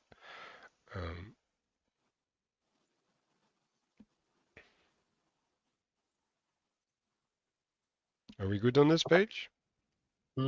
I think I just wanted to mention something about the coiling, like the making the snakes from wet clay and binding them into a solid vessel. It just kind of that aspect of taking a thing that is, seems like it would not actually properly host the identity, or wouldn't be able to provide the correct constraints, but under the right conditions, and then after being assembled, then being exposed to also the correct conditions for refinement, because you still have to run it through a kiln and all these things. While it's malleable, being able to do that and then introduce the light and heat to it, and then allow it to cool afterwards, just kind of reminded me of during Thanksgiving, I did a pumpkin pie, and I have a recipe that took me like a year to get down because it's sugar-free, and there's no wheat in it either. And I've given it to people. They can't tell the difference. It's amazing. But the thing is that in order to get this thing to not crack on the surface, you actually, the method that I found is that you pretty much have to essentially coil with the spoon. You have to coil the surface of the top of it, and then once you kind of reach the point, then you give it a seal. And then once you do that and you run it in there, you don't interrupt the process. Like you keep the oven completely sealed the entire time, and then you let it cool for like hours inside of the oven, and then take it out and then let it cool again, and then put it in the fridge. Then it's ready the next day. But there's like multiple stages of refinement, and then kind of allowing it to then resettle again. And I just kind of saw a little bit of an analogy there with the coiling technique, so that you can actually have like a stable space, despite all of these other kind of transitional stages it has to go through.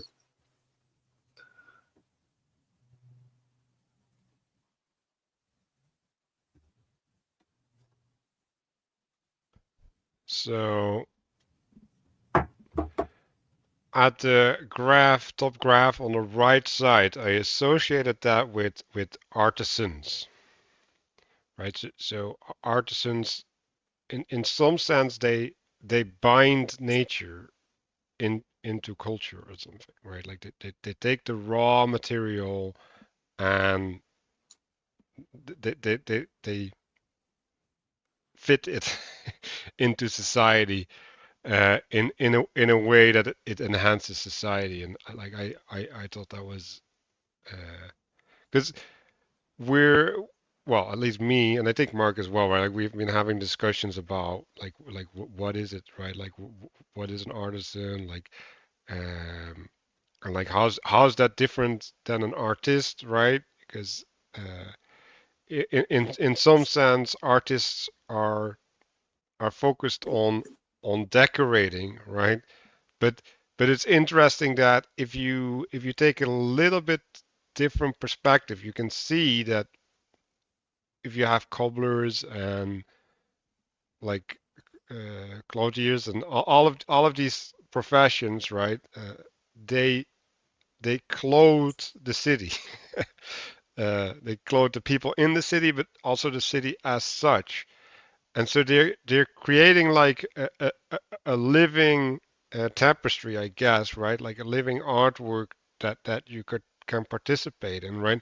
And then if you have that frame as a living city or the living village, you can understand the church more as well, right? So it's like if all of that flows into the church, right? If that all culminates into a center, right? Which actually also then also points up as well. Um, you can see the functionality of binding, right? And basically that it's like an office of binding. It's like literally the role of yeah, the meta role of binding, so that everything else that's bound can be bound together in a proper manner. So it cooperates instead of being in sin. And like if we look at OnlyFans or whatever, right? Like that's a great example of something that's not bound and is actually parasitic, right? And then you get the argument, right? Well, who's at fault? Is it the parasites or the fact that the parasites can eat? It's like, well, yeah, don't be a parasite.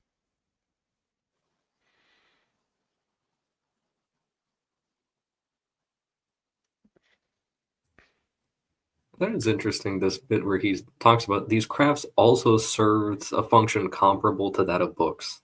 Did you guys have any sort of insights on that? Like, I'm thinking of a few things in the background that I'm still kind of working on.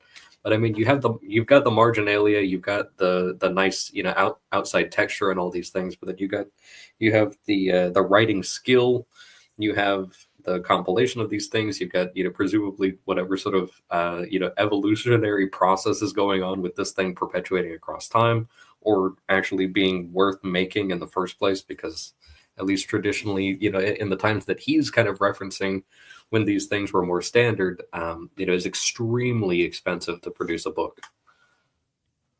Right. Well, I think I'm going to go ahead and say Matthieu did not do a very good job here. I think the better way to phrase this is to say that books are flattened representation of crafts. Right? Because the argument that we make is, well, and I make this in several places. You can just look at my last live stream on navigating patterns, because I made it there last night. the better way to communicate information is not speech, and it's not written word. The terrible ways to communicate, like flat out. You can whine and be upset about that all day long. It's in all the research for real. I bet nobody ever told you that, but if you actually go look and research it, which I have, it's there, right? But also you can see, like, I use my hands to talk. So I have facial expressions, right? I get my little gestures, right?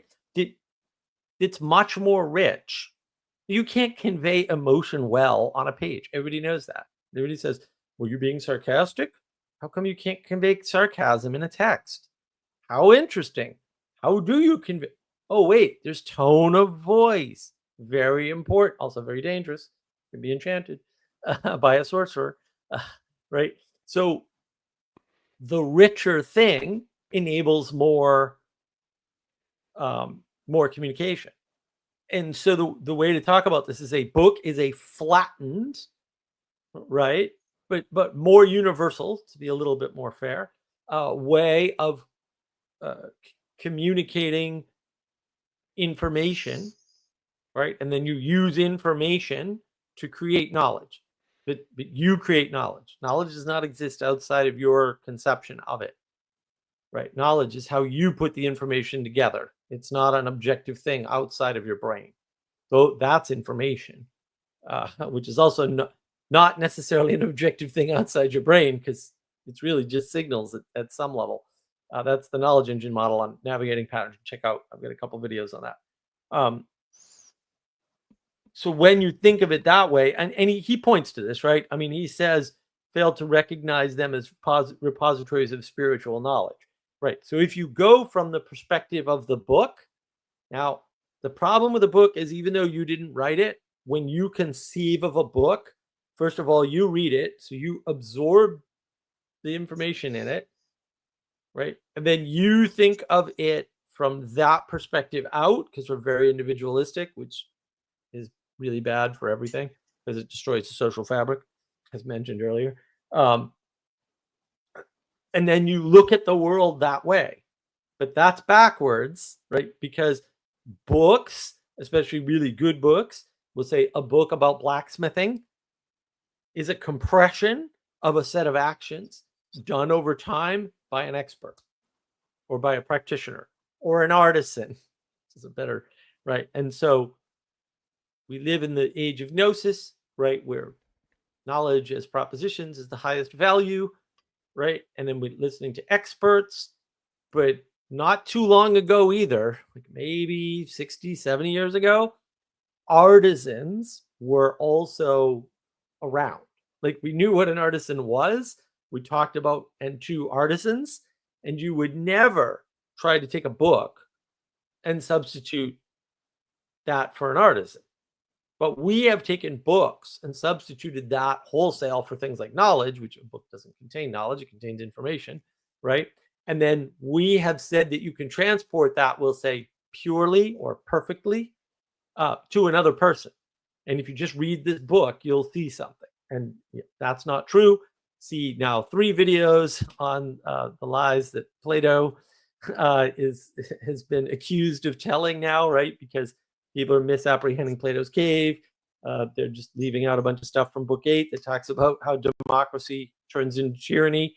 That might be relevant right now, anywhere you are in the world, right? And then Book 10, which is my latest, that just came out on navigating patterns. Like, this is a disaster for people to read these books without understanding them, which is why you should check out the Texas Wisdom Community YouTube channel, where we did a book club on Plato's Republic and put some of this stuff to bed. But this idea that books are a shadow of artisanal participation, right, is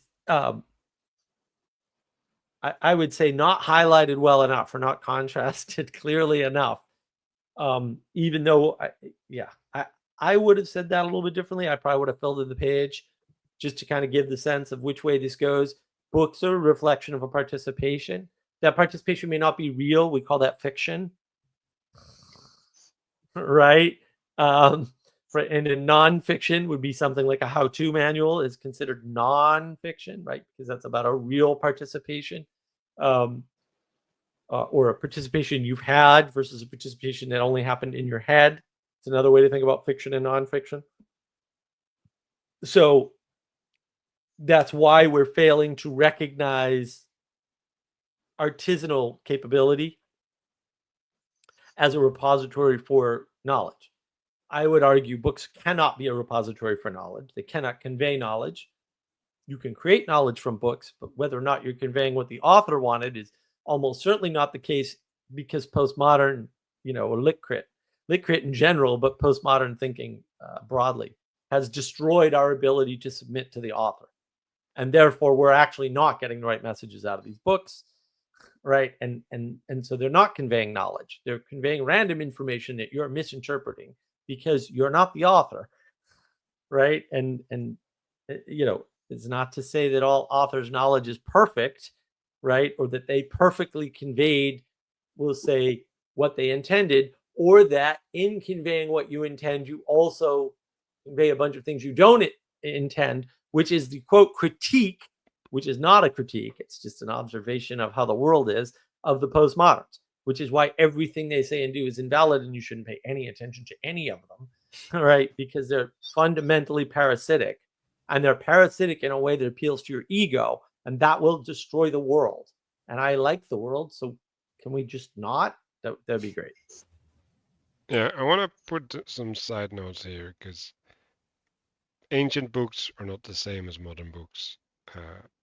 They were there with the explicit purpose of capturing spiritual truths. And besides that, ancient reading is not the same as modern reading, right? Ancient reading was more likely to be done in a collective, out loud. So if you look at it from that angle, right, like the book was literally, right, like you were invoking a spirit when reading the book, right? Like you were trying to reinstantiate that. Well, that's not what we're doing in modern reading of any kind, basically. So you could say that if you would do that correctly, you'd participate in the form of the book, right? If the book was written that way. So like that's the steel man for Pageau's position there, or the metalsmith man. Anyway, go ahead. So there's a few things that kind of came to mind. And I think there was a really good comment here as well about this. But this thing about there's the flattening of the information in order to make the book. And this is, again, I really like the point about that originally with the ancient books, you would be trying to manifest a spirit or kind of give body to a spirit so that you could then remanifest that to an even larger body of people who are listening and a person who's speaking. And there's a hierarchy involved because it's very, very expensive to teach people how to read all those things, and let alone to even have the book. So you'd probably have like one for an entire town or something like that. But also this thing of, especially with like modern books. So if you have a person that is maybe they're flattening down the information so that they can communicate it, which is one thing, verbally, and then they're flattening it down yet more where people can't ask the book questions or anything like that. And then you have to, where normally with the ancient books, you would be making this trade-off of, to Mitchell's point about like having to sacrifice, in a sense, you'd probably also eat the meat and all these other things, but you would wind up having to trade a flock of sheep essentially in order to get this book. So you're flattening the sheep down, and then, or you're flattening down trees or something like that in order to give this thing a body. And whether or not there's actually a spirit attached to that, or if it's just kind of useless junk that's just flattened down stuff, that would be easier to just ask a person or watch them do it in action, might be better. But I really like this aspect of that the communication is not in the speech itself. So there was a thing earlier this week that I was just watching this video, and there was actually quite a series of videos where this guy was he's a martial artist, and he was showing a few of these people that were doing some sparring, and there was this set of guys who were like operating at an extremely high level. I think they were doing like Muay Thai or something, and they weren't fighting, like they weren't trying to injure each other, but there was a certain level of force that they had agreed upon, so it wasn't just like light tapping or anything like that, but they had padding, and these guys were going at it in a very skillful way. And the thing that the guy who was showing them said was, "What a beautiful conversation these guys are having." And I was like, that is exactly right. When I heard that like 2 or 3 days ago, where you see them and like, yes, they're striking each other and kicking each other and doing all these things, but there's like a mutual respect going on. And also you consider, like, a lot of times, especially with guys, I think like there is an aspect of bonding that happens when you're kind of, especially if you're sparring. And if this is something where it's like, we like to fight and we're at a fighting gym and we're at the top of our game and we've agreed on all the rules, and like we're just doing this very, very skillfully, that is absolutely a conversation. And they're probably bonding a lot better than they could have if they were, if they were just talking to each other as friends or something. Yeah, there's a saying, you don't know somebody until you fight them. And that's Yeah. even made it into pop culture, right? Yeah. But people don't understand what that means, right? Because then they'll try to elevate something lower to something higher by saying something like verbal sparring. Mm. I'm not going to say there's no such thing as verbal sparring, but also let's be real. Come here, I'll spar with you for real, and we'll see if that's analogous to verbal sparring, right? Because when you do that, that is this. I'm not even being hyperbolic. That's the same as saying words are violence. It's exactly the same statement because it's within the pattern, effectively. So you have to be very, very careful. Now, I'm not saying that there's no such thing as verbal sparring, and maybe that's something that Manuel and I have done on numerous occasions. We've sparsely done that, Mark. Sparsely, yes. It's terrible, terrible. But also, it doesn't rise to the occasion, right? Because first of all, I can lose a verbal sparring battle, but I have yet to lose a sparring match, to be honest, because I'm just quick. So beware, right? They're not the same thing. And there are consequences to physical sparring. And there's a danger there. Like, the only danger to verbal sparring is you might get your feelings hurt if you're really weak and unworthy. But other than that, like who cares? Like, right, which is why I regularly insult my my lovely co-hosts here, both on stream and off, right? Because there's not much at stake, and there's a social fabric, right, holding us together. Not just the book club will say, like Christopher's on the Navigating Patterns quite frequently, at least in the comments, and and so there's a relationship there that I can sort of rely on, so that when I get a little wild or I hyperbolically try to prove a point like I did earlier, it's not a big deal, right? So being able to do that high contrast exemplification, like I did earlier too with Castle, that's actually really important, right? Because he's not going to take it personally, right? And then and he understands it's to show the audience something, right? Because my goal, I don't know if I've made this clear, but I've pointed at it, right? My goal is not to help the people here on the screen with me, we'll say alone, right? My goal is to help the audience, the people watching, or that will watch in the future. That's my primary goal, right? And I do that by helping the people here, right? That's the immediate process, right? Or immediate task that accomplishes my primary goal, right? And to do that, I have to do a lot of preparation, like make sure I've read the chapter right before we come on, right? And so you can see a hierarchy there. It's already, like, the hierarchy is already built into everything. And the way you tie the hierarchy together, or unify the hierarchy, you take the many into the one, if you want to use retarded, Platonic language, is through symbolism. You don't get there any other way. You can't do the binding without the tools, and you can't bind without a point, and you can't exist in the world without binding, because you just fall into chaos. And so all of that is sort of really important to understand. And I just, I wanted to make that point, that books can't bind you because you have to interpret them yourself, right? And maybe to the earlier point, if you're learning a book with other people, that problem is somewhat mitigated, right? Not fully, we'll say, but at least it's way better. See the Texas Wisdom Community, the Republic Book List, or obviously you're watching this book club, right? Like that, it's important to engage with that level of distributed cognition, with that fabric, in order to have the greater understanding of the text. That's why you shouldn't read books by yourself.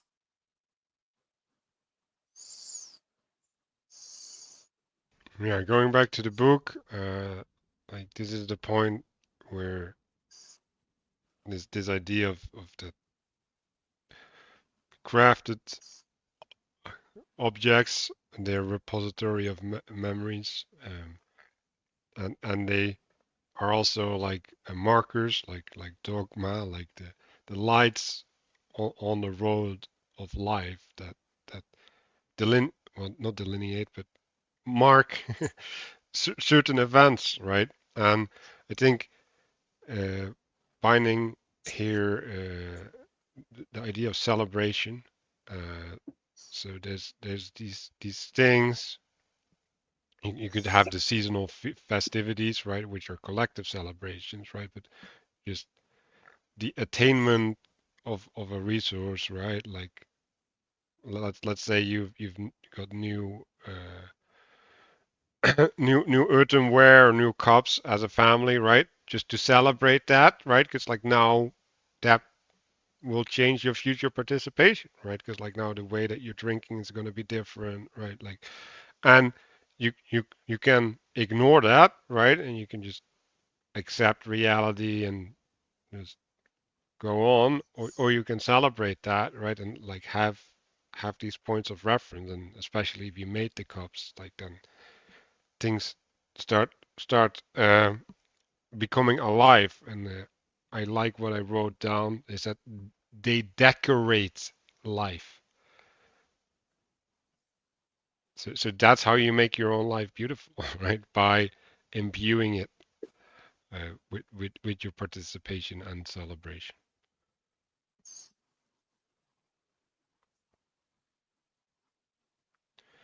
Are we kind of complete with this, or I'll just to your point of decoration and celebration,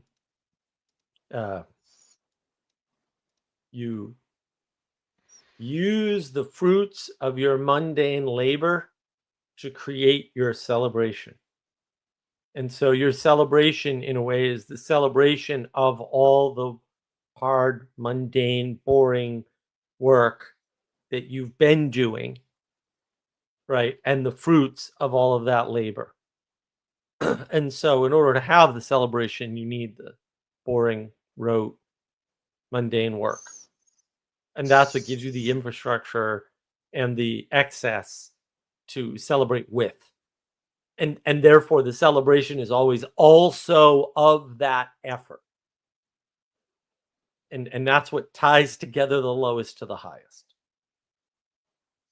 and to point back to points being seeds, right? Like the celebration is also a seed, because you plant something in your life, right? And now it can come alive through you.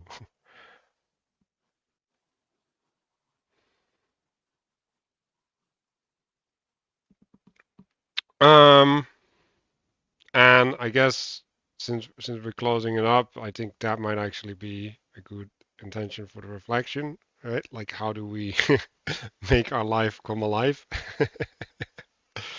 uh, and yeah, like ask some questions in the chat. Also reflect as we are, because reflection is important, because you kind of get to go over your participation again, and you can celebrate it, plant seeds into your life.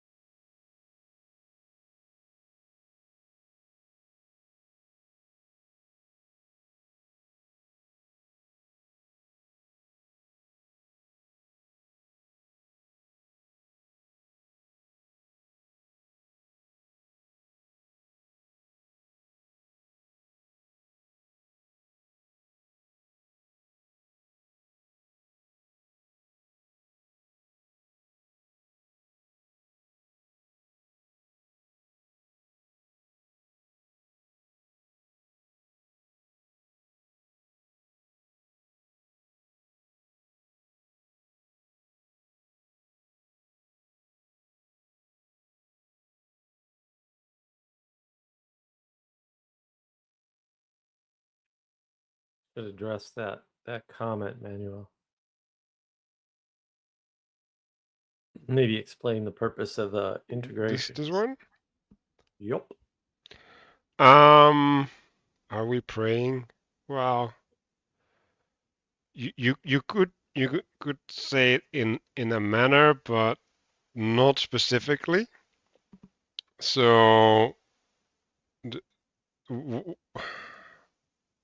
I see it more as a filtering, right? So it's a recollection, it's a remembrance. But when you're participating in a book club, especially if you have my role, right? Because I'm a leader, you engage in a certain way and you pick up certain things, you miss certain things, right? And so if you have some distance from what you went through and look back at it, then that allows you to to reflect and to see yourself, to see your participation and actually improve, right? Because like, how do you improve if you don't even see what you're doing, right? Let alone what you're doing wrong. If you don't even know what you're doing in your participation, like how can you change it, right? So we set our intention at the start, right? So if you look under our names, we set the intention there. So there's a way, which is really hard, by the way, but there's a way in which we're trying to structure our attention and our participation so that we lift certain things up compared to other things, right? And that changes what happens, right? We were talking about this being like a jazz, right? So you could envision your intention as an instrument, right? Because like I'm gonna have a certain tone when I focus on a point instead of on the string, right? Like if I focus on the head, the action, the point of contact instead of the weaving the product, right? Like you build a certain narrative, right? And so like and then right, like the whole purpose of this book club is to improve our lives, right? So we want to take what we're doing here and we want to bring it into our lives, right? So when I set the intention, right, like, and the intention was about like how do we celebrate things, right? Like is I'm I'm trying to see where I lack, right? Like I'm trying to use whatever insights I've gained um, to improve upon my life, so I can say what I found out, right? So like how do you properly celebrate and bind these things in your life? Well, like you do that by having meals, for example, right? Like if you have a meal, right? Like you make it into a feast, right? Um, then and you live towards it, right? Like because I remember as a kid, I was like always like, Mom, when are we gonna eat, right? So there's an anticipation, right? Like when you start including all these things, like life becomes alive, lively, and the dinner like when you just put something in the microwave and take it out like and you eat it, it's different than oh I'm hungry or like oh I really I'm curious what mom cooked today, right? Like it's completely different. And then um I think the other thing that I notice is what's important is you have to include other people, right? So like I'm just thinking about Christmas and decorating and all this stuff, right? But if one person in the family just decorates, right, and is not sharing, like is not involving all the other people in the decoration, like then the decoration is a little bit in the background, right? But if you know like why someone put something there, right? Like what's the decision making, then you can have a certain appreciation, right? And you can see the other person in the decoration, right? So now you have a shared reference, like that's what the inclusion is doing, right? And then if you connect these things also to needs, right? Because like you can decorate with like, for example, the dinner, right? Like if you're hungry, right? Like that's an actual need, right? And then fulfilling that need also has extra meaning, right? Like that there's a gratitude there. It's like, oh, like there's something that was necessary for me, like that I deemed necessary, that now got fulfilled, and I can be grateful, right? Like, and like then you actually have something to celebrate for, right?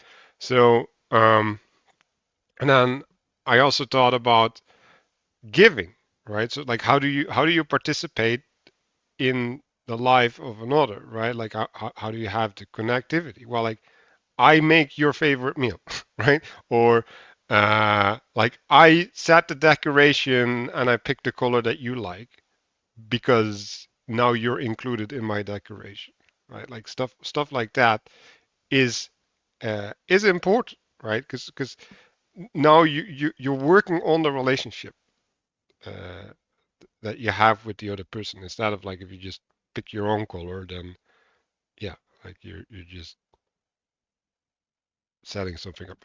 Anyway, so that's kind of like I hope that was a proper explanation.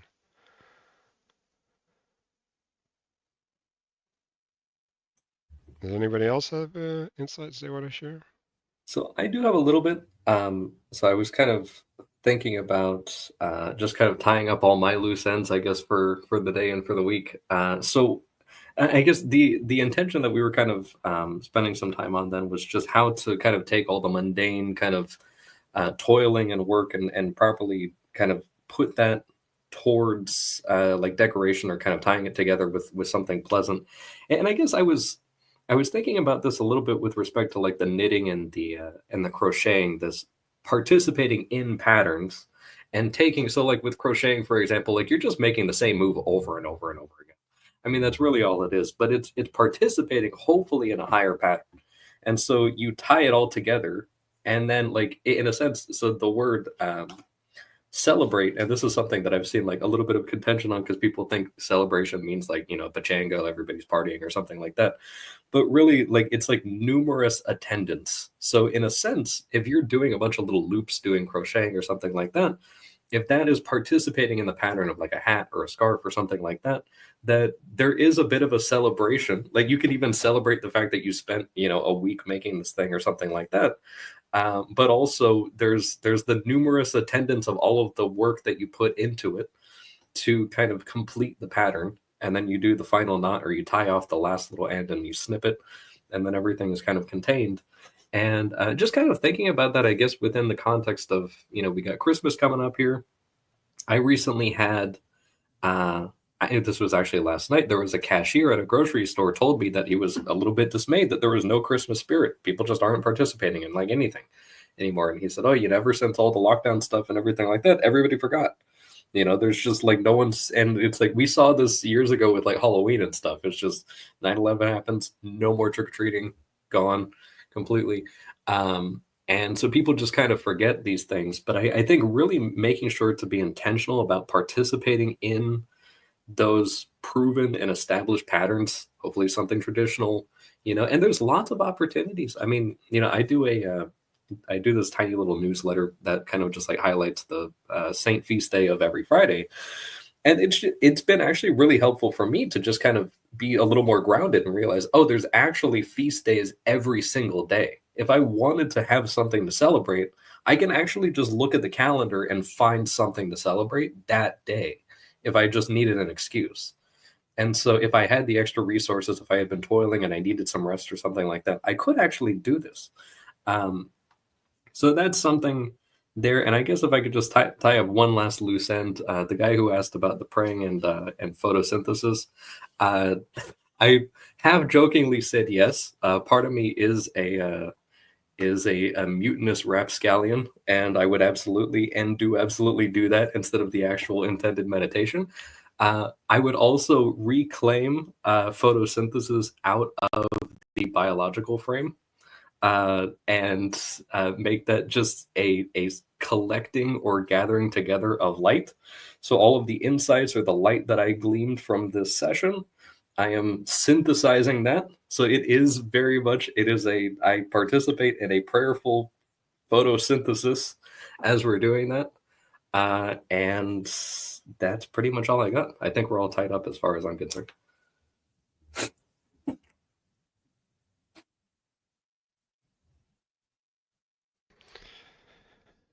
Anyone else?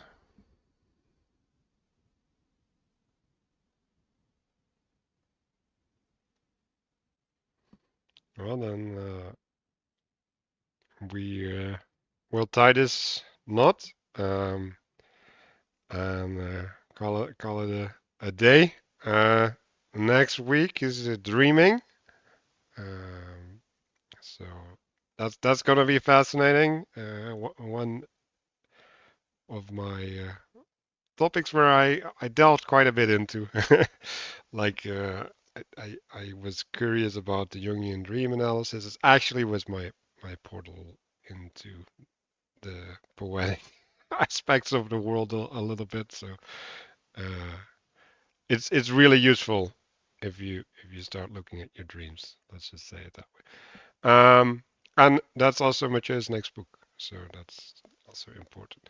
So see y'all next week. Hopefully, thank you for the participation in the chat. Like next time, try to be pointed with the questions so that we can integrate them a little bit more. We had a couple there, and again, we are really grateful for all the participation. See y'all next week.